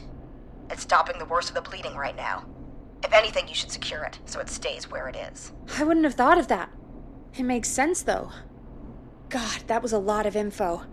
But I think we can handle this. Glad you got it so far, because there's more to go. I'm still with you, Doc. What else do we need to know? If he's lost a lot of blood, he may enter shock. If he does, act fast. If you applied a cloth and it's bleeding through, don't remove it.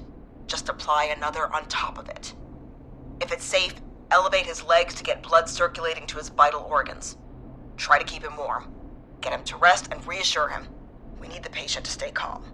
All right, don't replace bandages, elevate his legs, keep him warm and calm.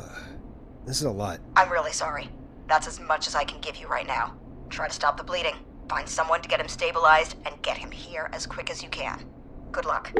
All right, Forrest. Casey's still on line 1. Hello? Hello? Forrest, are you there? I'm here.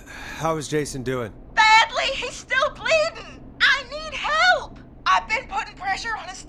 wound since you left, but he's still bleeding. I don't know what to do. That's good, Casey. The nurse said to do that. What about the knife in his leg? It's gotta be hell. Should I pull it out? No, don't touch the knife. The bleeding will get worse if you pull it out. Are you sure? I'm sorry. I'm gonna stop making suggestions. No, don't worry, Casey. We're a team here. We're all going to get Jason through this. Casey, is his leg wound bleeding right now? I hate looking at that knife. Yeah, it's bleeding. His stomach is worse, though. I think we need to secure the knife so it doesn't move around. Do you have anything you can tie around it? Yeah. There's some laundry piled up on top of the dryer, some cloths on the hood of the car, and what else? I guess I've got my jacket.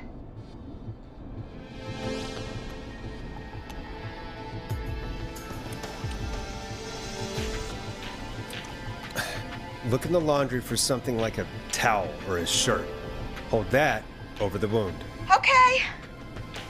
Looks like I'm gonna have to buy you some new whites, Jason. Here we go. I'm sorry, Jason. It's secure. I'm putting pressure on his stomach again. I'm starting to think we might make it. Forrest, can I have a word? Casey, I'm gonna have a quick word with Peggy. Keep putting that pressure on and let us know when the bleeding is under control. You're doing great. But what if something happens? We'll still be here. Just shout if you need anything, and we'll be there. I promise. Okay. I'll wait. Jason, please be okay. What's up, Peggy? We can't stay on the line with her all night. Dawn is still out there. What if other people need us? You're right. She's probably on her way to her next target right now. Exactly. And you heard the nurse. We need someone there with training who can stabilize him. He's got to get to the hospital somehow. Could somebody nearby help them? Maybe drive them to the hospital? You know, that's exactly what I was wondering. Do you have anybody in mind? I might. A little before you started working here, KFAM did a mandatory first aid training course. Me and Karen missed it because we were away on a producer getaway. You skipped it, didn't you? Never mind. So, how does KFAM's first aid course help us? Casey said they're at 25 Nancy Drive, right? Yeah? Why? They put up a bunch of cheap houses around there about 10 years ago. So a bunch of people here at the station live around there. Do you think any of them could help Casey and Jason? Probably, but I don't know who lives there. And since I missed the training day, I don't know who knows first aid. Could you call them and ask? I don't know everybody's numbers. I've only ever called Karen. Everybody's personnel info is probably in Reggie's office. Got it. I'll look through their files in Reggie's office. It's a life or death situation. I'm sure they won't mind. Right. But there are a couple of problems with that. Naturally. It's sensitive information, so Reggie probably locked it in his safe. Great. Do you have any idea what the combo for the safe could be? Not a clue. Reggie's a serial note taker, though. Maybe something in his office will give it away. Right. There is something else. I'm not gonna like this, am I? Have you ever heard, the future is floppy? Peggy, what the hell are you talking about? I'm talking about floppy disks. Floppy disks are like these futuristic things that have information on them. You put them in a computer and they do something. Peggy, I know what a floppy disk is. Anyway, Reggie decided that the future is floppy and started phasing out our physical records and replacing them with these floppy disks. I imagine it's the same for our personnel files. That's good to know. Since we haven't heard anything from Kate, I'm guessing Jason's okay for now.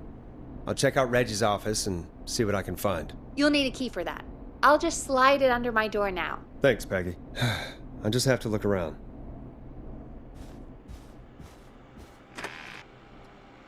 Good. I'll patch my mic down to the office so you'll hear me over the intercom. I'm not getting in there tonight.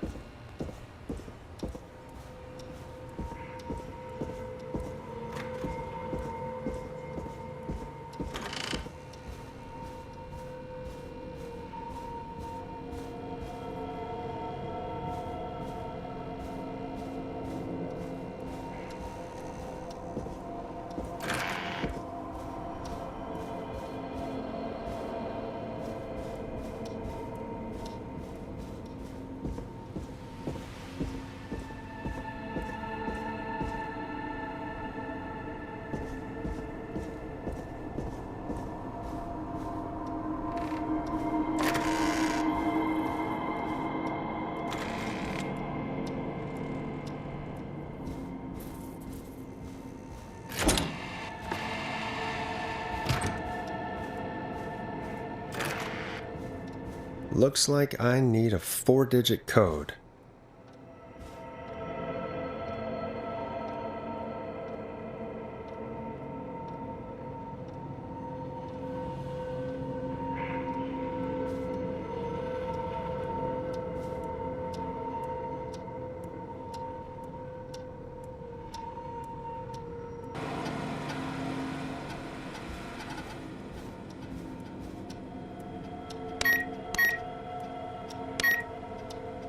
Nice!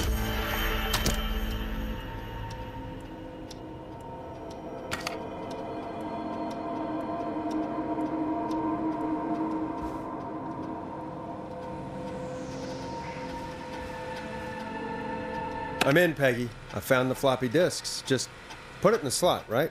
You got it. Remember, we need somebody with medical training who lives near 25 Nancy Drive. Let me know when you've got somebody. And don't waste time on anybody that can't help us.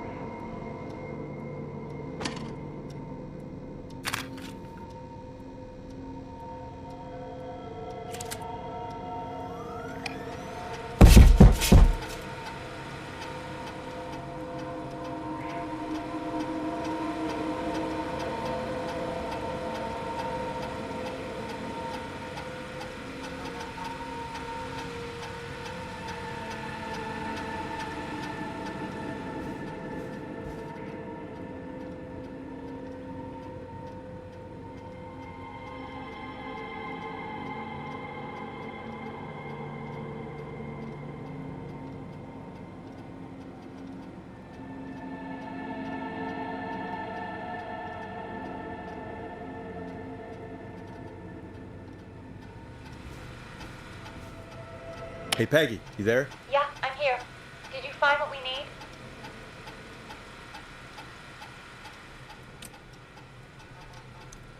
I got the safe open, but I'm not sure what I'm supposed to be looking for in these files. We need to know who can do first aid, and we need them to be close to Nancy Drive. Anything further away than a street or two is probably too far. Anyone who ticks those 2 boxes is our best bet. Got it. I'll take another look at the files. I'll let you know when I find something, or don't.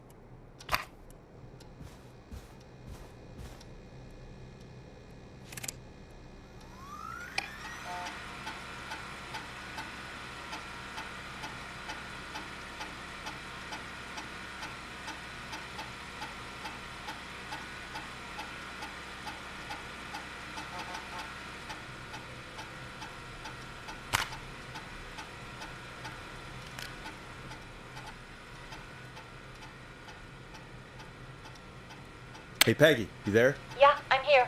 Did you find what we need? I think I know who our best bet is to help Casey and Jason. All right, good work. Who should I... Hello? Is anybody there? Please pick up. Casey, I'm here. What's wrong? Jason started going pale. I tried to get him to rest, but he just threw up everywhere. What's happening? What do I do? God, it sounds like he's going into shock. Casey, just stay calm. It's going to be okay. But the bleeding seems to slow down. Did I mess up? Jason, I'm sorry. Casey, calm down. You've done everything right. I need you to listen to me, okay? For Jason. What did the nurse say to do about shock? Casey, I need you to elevate Jason's legs. We need to get the blood flowing to his vital organs. Got it. Jason, stay with me. I'm just gonna move you. This might hurt. Okay. I propped his legs up on some boxes. I'm looking at my notes. We need to get Jason as warm and comfortable as possible. Do you have anything you could use nearby, Casey? Yeah. I still have some laundry next to me. I'll wrap him in some blankets. Just give me a second. Sorry. Jason's bleeding through his bandages. Should I get a new one? Or... Oh, God. Don't remove the bandage. Apply another one on top of it. Do you still have something you can use? I've used the rest of the laundry to keep him warm, so... I'll use my jacket. I can always get a new one. I'll fix his bandage and get him warm. Hold on, please.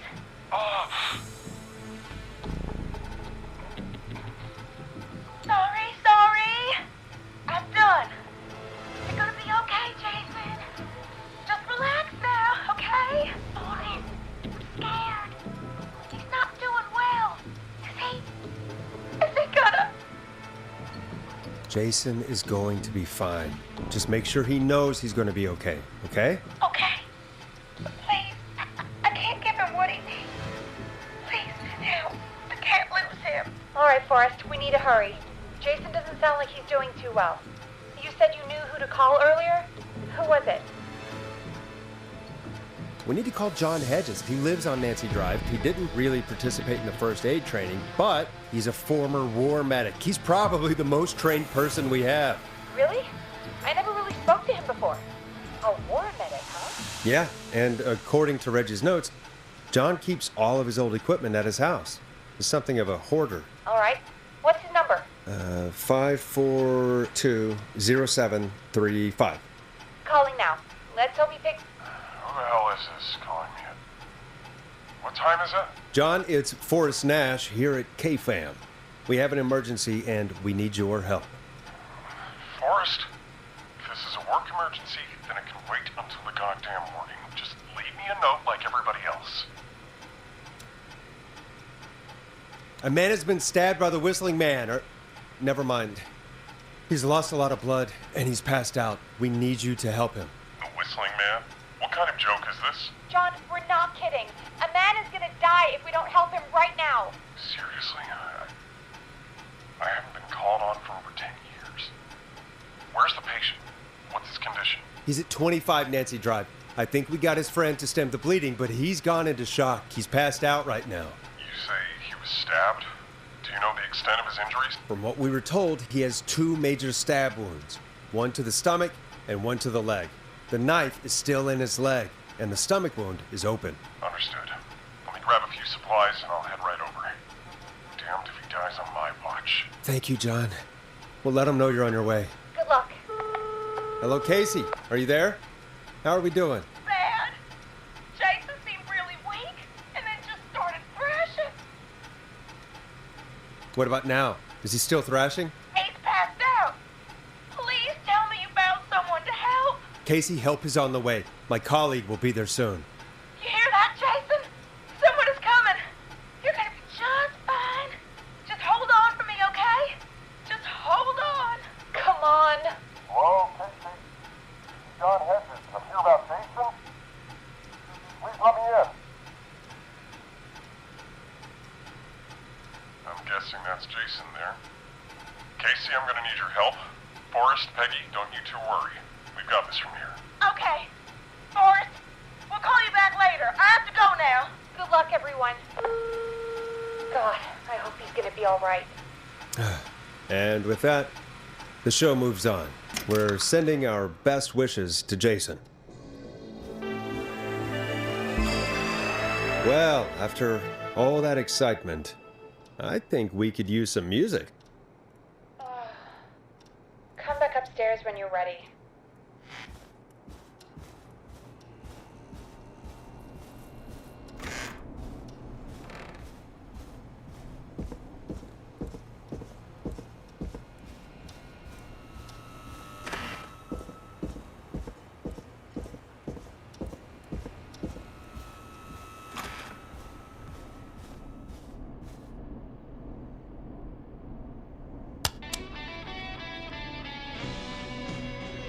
You're gonna love this next track. It's getting pretty late. This might be your last break for the night, so try to enjoy it. Give me a buzz when you want to go back on air. Let's roll. You got it. We've got another call coming through, too. Okay, Forrest, shut the music off. Welcome back to 189.16, The Scream. I believe we have another caller on the line. How are you tonight, caller? Forrest, it's me, Roller Ricky. Oh, and Maxie's here too. Good to hear from you again. How are you both doing? Oh, we're good, man, thanks to you. You're like our guardian angel. That wouldn't be a bad look for you, Forrest. A little White Wing Halo number? Maybe something for the K-Fam Halloween party. All right, everyone, let's calm down. Ricky, I'm just glad we could help you and Maxie. Is there anything else we can help you with, Ricky? Actually, I think I have some info that might help you. Oh? What's that? You see, man, me and Jason know each other. You know each other? Yeah, we went to Gallows High and played on the football team together. He was a gnarly offensive linesman, and I was our star wide receiver. Runner Ricky, they called me. All right, and what does that have to do with tonight? Well, because George, the guy who drowned, he was on our team too. Tell me about him.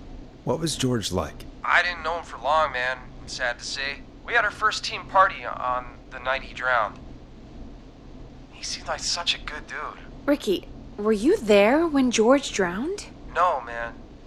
Once the party turned, I beat feet out of there. Man, I remember George and his girl there. There was a whole lot of love, man. I could see it, you know?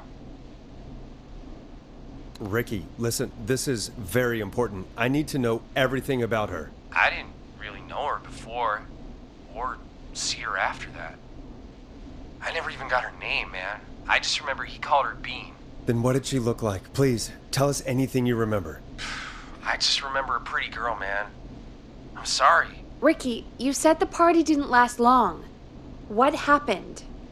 We were just having a good time, and then the next thing I knew, everyone was running for their life.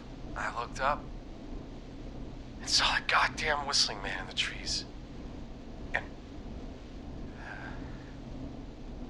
I never ran so fast in my life. I ran straight home. Didn't know about George until next morning at school. I'm guessing it was whistling night, wasn't it? That the whistling man was just another kid. Yeah. I don't know how George died, but I always felt like if anyone deserved to die that night, it should have been me. And Ricky, it wasn't your fault. You're not a bad person. I know that now, man. It took a long time to learn, but yeah, just thought I'd tell you all what I know. Thank you, Ricky. This helps. Thank you. You got it, man. Anyway, I think it's time for me and Maxie to free up your phone lines. Thanks for listening, man. I'll let you to it. Night, Ricky. All right, folks. Looks like we got a new lead in the case. If anyone has any info about this mysterious being, please call in. If she was George's girlfriend back then, she's probably in her mid to late 30s now. Huh. Oh, we have another call coming in. But hang on. What's up, Peggy?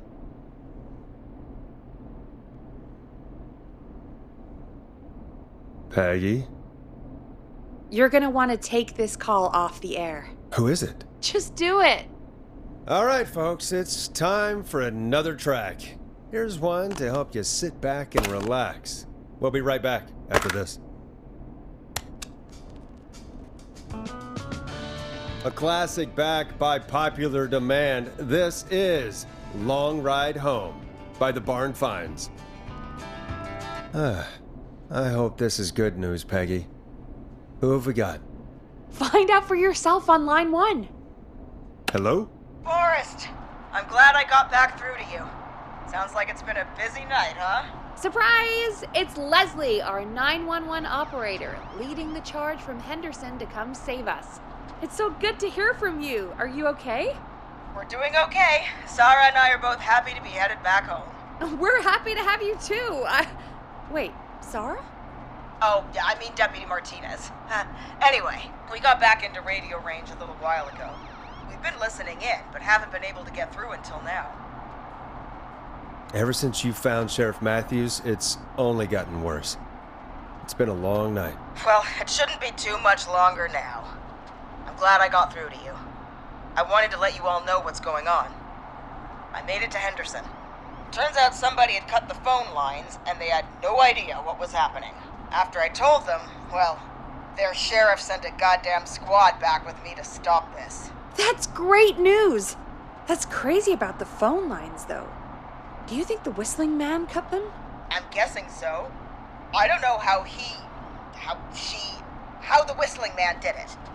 But that doesn't matter right now. Listen, we're coming in hot, but we need your help. I know Gallows Creek isn't a big town, but if we don't know where the Whistling Man is, we can't get him. Her. That's where you come in. You can count on us. What do you need? It might be a long shot, but here goes. The Whistling Man already called up a few times. I bet she calls again. We're still a little ways out of town, so if she calls, stall her. Buy as much time as you can for us to get in. And while you're talking to her, try to figure out where she is. We'll be listening in, so once her location is known, we'll head straight there and end this nightmare. I'll do my best. I know you will. Heck, I can see the headlines now. Forrest Nash's interview of a lifetime. Anyway, I'll radio the other cars and tell them the plan is a go. Hopefully the next time I see you, it'll be with our killer behind bars. Take care now. We'll see you soon, Leslie. Oh, thank God. It sounds like this is almost over. We're nearly through this. Best we don't waste any time then. Let's get back on air. You got it. When you're ready, shut the music off.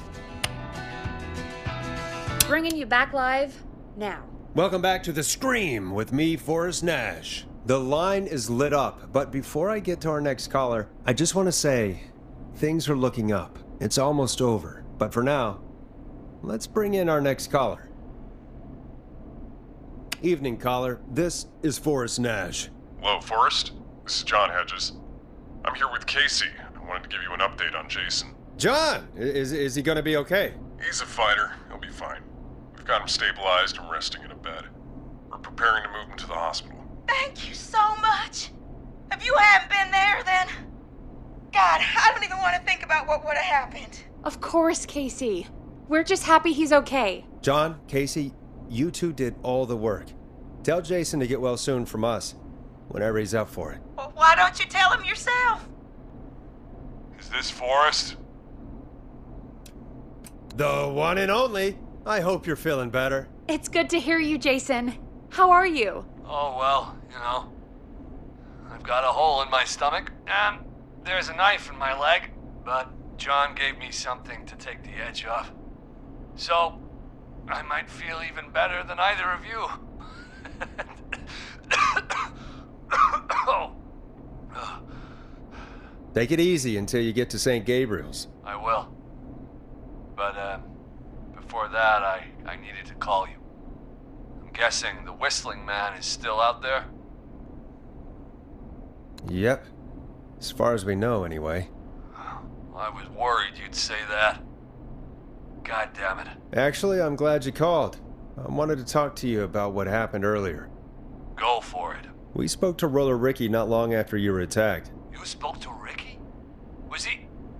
Is he alright? He is now. I mean, he was attacked earlier, but this call came after. Hey, guys, I'm really sorry, but there's a call on the other line. I just need to make sure we don't have another situation brewing. You fill Jason in on what happened. I'll be right back. Sure, Peggy. Sorry, Jason, where was I? Yep. Ricky's fine. You don't need to worry about him. That's a relief. He told us about George. Sounds like everything's finally coming out now. It's been tough to hold it all in. Sounds like you've been holding back about something awful, Jason. I'm part of the reason my best friend is dead, Forrest. And the few who knew about it said if I ever said anything, I'd find myself in jail. For a long time. It was hell. And then the town just moved on.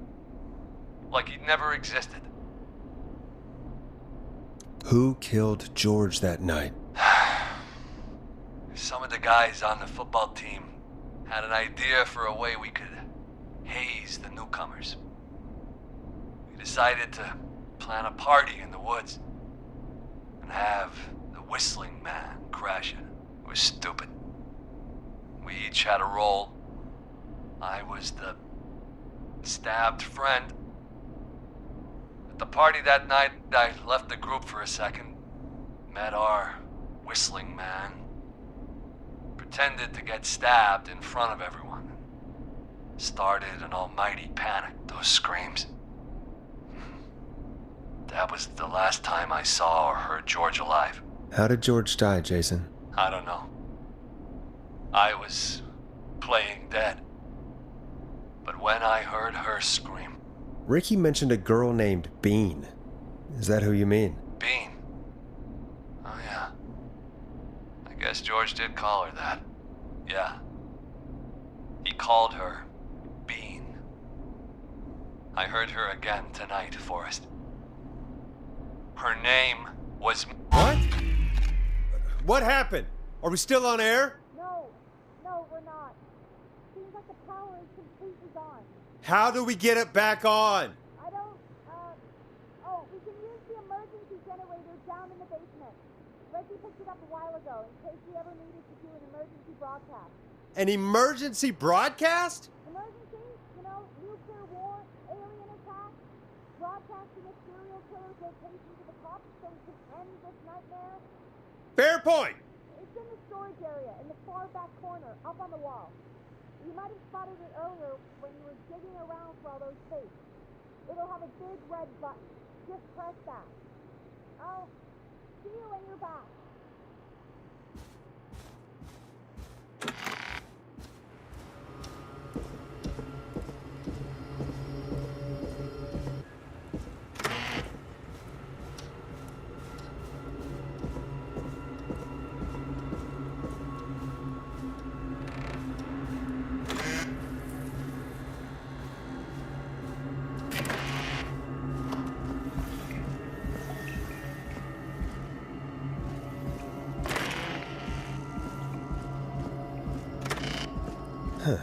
Far back corner. Why is this station so big?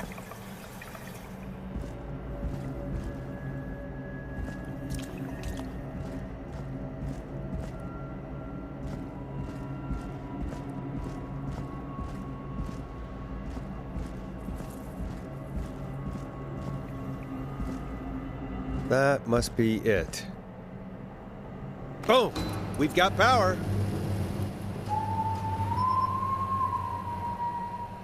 The Whistling Man. I need to warn Peggy.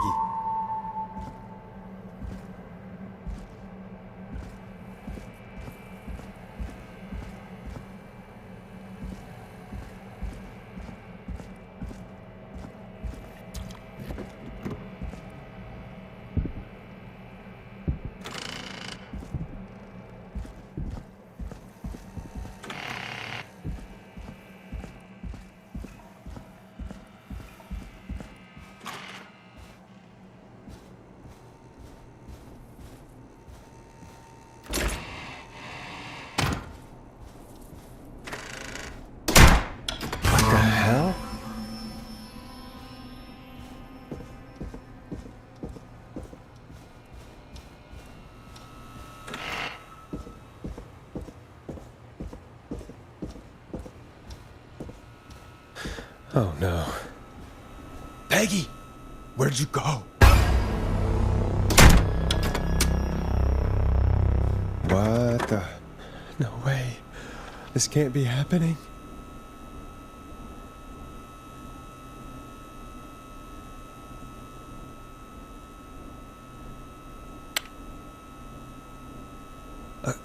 A call.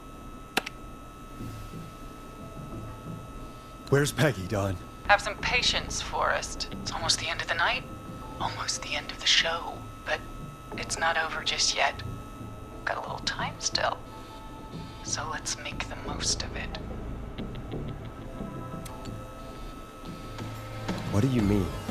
Make the most of it how? Well, Huh? I thought we'd end tonight's Whistling Man special with a special guest. The one who started it all. Let me take that out of your mouth and... You crazy bitch! Let me go! Welcome to the air, Mr. Teddy Gallows Jr. Wait. It's all gonna come out tonight, Teddy. Your daddy and his money saved you 20 years ago. But even if he crawled out of his coffin with all the money in the world... Wait. Where the hell is Teddy? How are you talking to him if you're here with me? Because I'm not there with you, Forrest. I'm here with Teddy. And if he says where that is, well, he knows he'll get it. I can see you. You're standing right in front of me. Oh, I get it. You're wondering who's there at the station with you.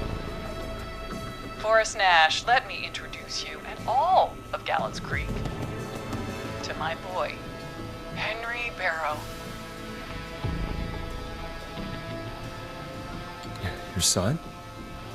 You mean you... Wait, that he... Yes, Forrest. He and I had a son. So there were two whistling men tonight. Of course. That explains how you were always able to get around town so quickly. And that's how you escaped the secret archives in the newspaper office. Don't think I've forgotten about that, Forrest. Locking my sweet boy away like an animal. And Murphy, he was right, wasn't he? He did fight a man. He did. I taught my boy to never run away from a fight. Hang on. Did you say Barrow?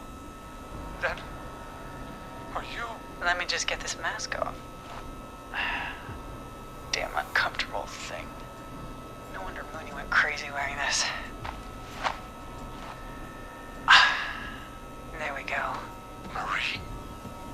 Marie Campbell? George's old girl. Oh, well, it sure has been years since I last saw. Oh, God damn it.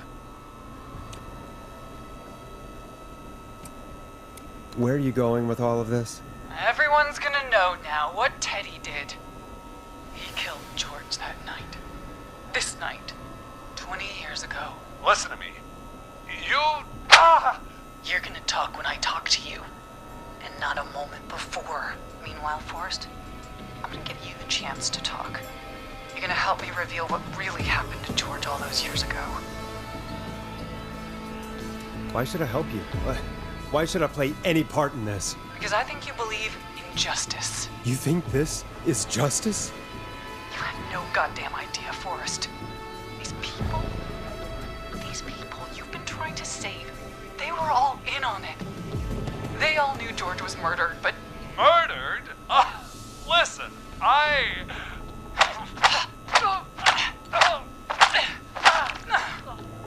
said you speak when you're spoken to. Now, I know you've done some good work tonight in piecing together what happened to George 20 years ago, and that's why I want you to interview us. If you say so. I'm not really in a position to argue. I'm happy we have your cooperation. Do a good job. And hell, you might be the only one to leave here alive.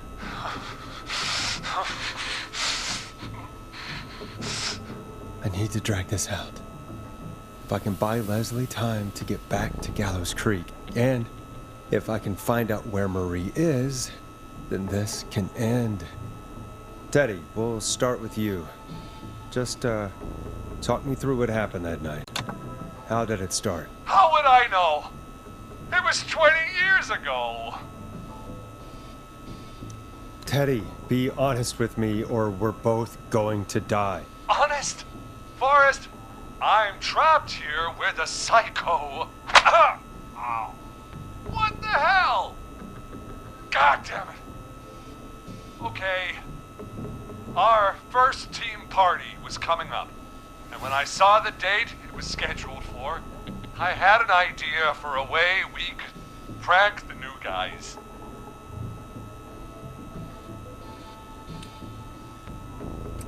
I understand that kids in Gallows Creek know tonight as Whistling Night. I'm guessing that's what you mean? Well, we didn't have a name for it then. It was just the night that Mooney went missing. But Whistling Night is what they'd call it later. Wait. You mean this was the first Whistling Night? Keep talking, Teddy. We went up near Whistling Point. God, who was there? Me, Jason, and George, of course. But George didn't come alone. He brought Marie. And Roller Ricky, he was there too, wasn't he? Yes, Ricky was there too. Runner Ricky, our wide receiver. I helped him off the bottle, you know. Because I'm a decent man. Is that so? Yes, it is. He came apart one day. Some people do. He had some issues. Wasn't stable. I didn't want him to hurt his chances in life. So, I helped him keep himself together. You were afraid he would talk about that night, weren't you? Keep talking. About midway through the night, we put the prank into action. We looked up at the trees and saw Jason there, bloody, like he'd just been stabbed. And the Whistling Man, screaming. George and I and Ricky, we got left behind. But Ricky was in on it too. I know he was. He and Teddy were as close as anybody. Teddy must have told him the plan. No, Marie, you're wrong. Ricky didn't know. What? Did you miss that part of the broadcast? I spoke to him earlier. He had no idea what was happening. He said he was as terrified as anybody. Isn't that right, Teddy? You didn't tell him, did you? Ricky never could keep his mouth shut. If we told him, he would have given everything away. But well, it doesn't matter. He didn't run his mouth enough to tell anybody about it afterwards. He's still guilty. It was just a stupid prank. How can you still say it was just a prank? Oh, come on. Oh, God damn it. You made George think Jason had been murdered. He thought his best friend was dead. And so tonight you stabbed him for real? It's the role he wanted to play. Jason's still alive, Marie. He was with a friend. We talked her through how to stop the bleeding and got him professional help just in time. Oh. Well, shame he didn't have the good sense to die earlier. He's gonna regret that. Enough about him. Me and George took off running, but somehow we got separated in the woods. I ended up near the bottom of Whistling Point, and when I noticed George wasn't with me, I panicked. And then, I don't know how he snuck up on me, but the Whistling Man grabs me. I scream, and he starts laughing, telling me it's just a joke. I could stall for time here. Who was it, Marie? Who was the Whistling Man? I suddenly recognized it was Chuck. Chuck Brody was the Whistling Man. Laughing away. But then he stops. And he's looking up at the top of Whistling Point. What was he looking at? Teddy, what happened next? Nothing. I mean, it was just... Teddy? George fell off Whistling Point. Where were you when it happened? You pushed him. You were up there. You were dressed as the Whistling Man too, and I didn't push him, god damn it! I just chased him up there and he kept backing up. When I saw he was about to go over, I reached out. That's what you saw. You liar. It's not my fault. He didn't know it was a joke. If he'd had any brains, he would have realized. Ugh, you bitch. No one's going to believe this. After all you did.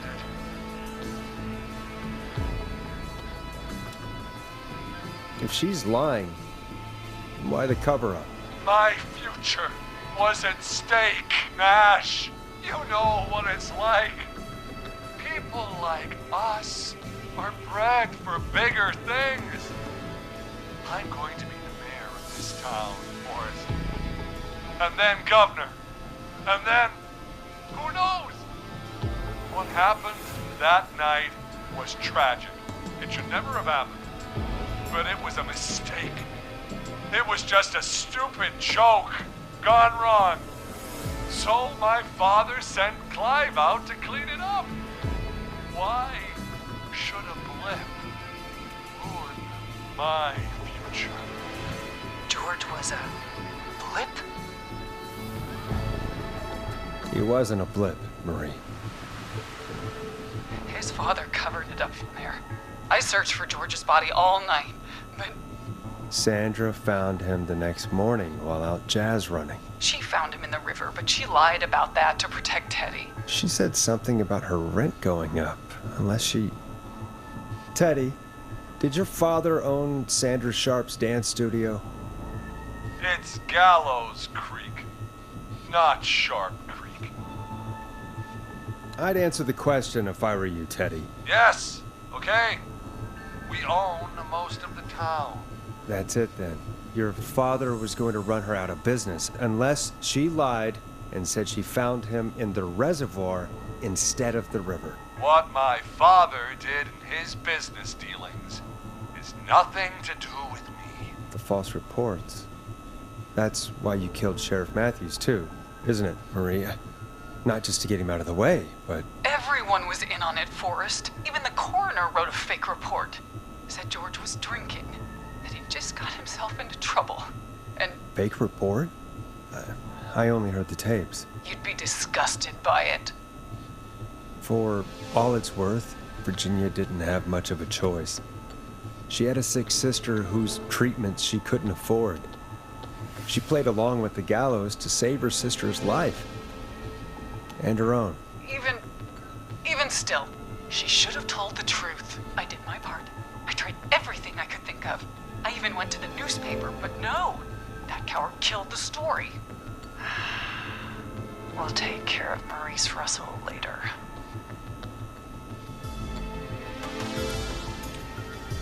You've been through hell, Marie. I'm sorry. You've got no idea. Never should have started. He shouldn't have pushed my George off a cliff. He should have been punished. But it's coming to a stop. At least for now. Here, where George and I first met, before he joined the football team, was right after he shot the winning throw. Wait a sec. You're at Gallows Creek High, in the gymnasium. That's right, Forrest.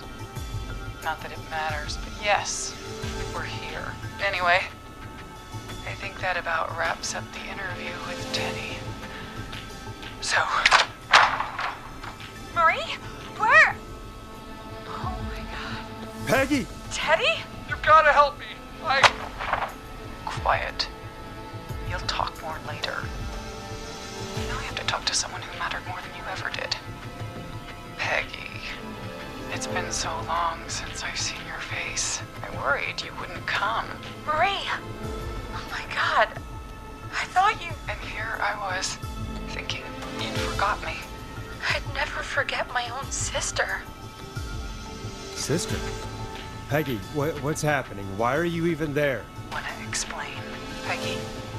Earlier, while you were speaking to Jason, I got a call. Do you remember? Well, it was from Dawn. She said that my sister Marie was there that night George died, and that I should come to the gym for a reunion. And when you walked in, you found out. That my sister is the Whistling Man. Good to see you too, Peggy. Why didn't you tell me any of this? She said that it was my last chance to see my sister. I knew if I told you, you'd try to stop me or come with me when we need you on the radio. And I just... I'm sorry. This has to be a lot for you. What happened to you, Marie? You just disappeared one day. Disappeared? I was thrown out, Peggy. I begged Mom and Dad to do something about what happened that night, but did they care? No. They told me to stay quiet. They only cared when they learned I'd been with George. And Marie, I'm so sorry. I never knew. It's not your fault. Really, it's Mom and Dad I should be seeing right now.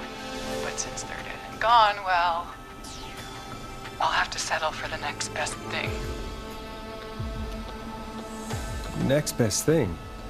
Do you mean? Someone has to pay for what they did. Marie, please. Mom and Dad are gone, Peggy. Besides, you forgot me. Just like the rest. You forgot. Is there any way I can prove Peggy didn't forget Marie?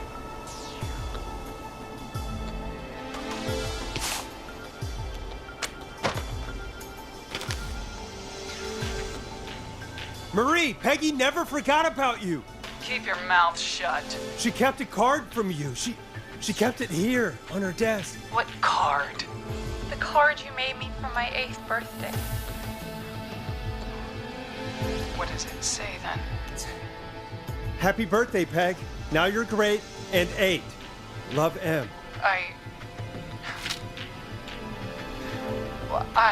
Henderson police! Freeze! No!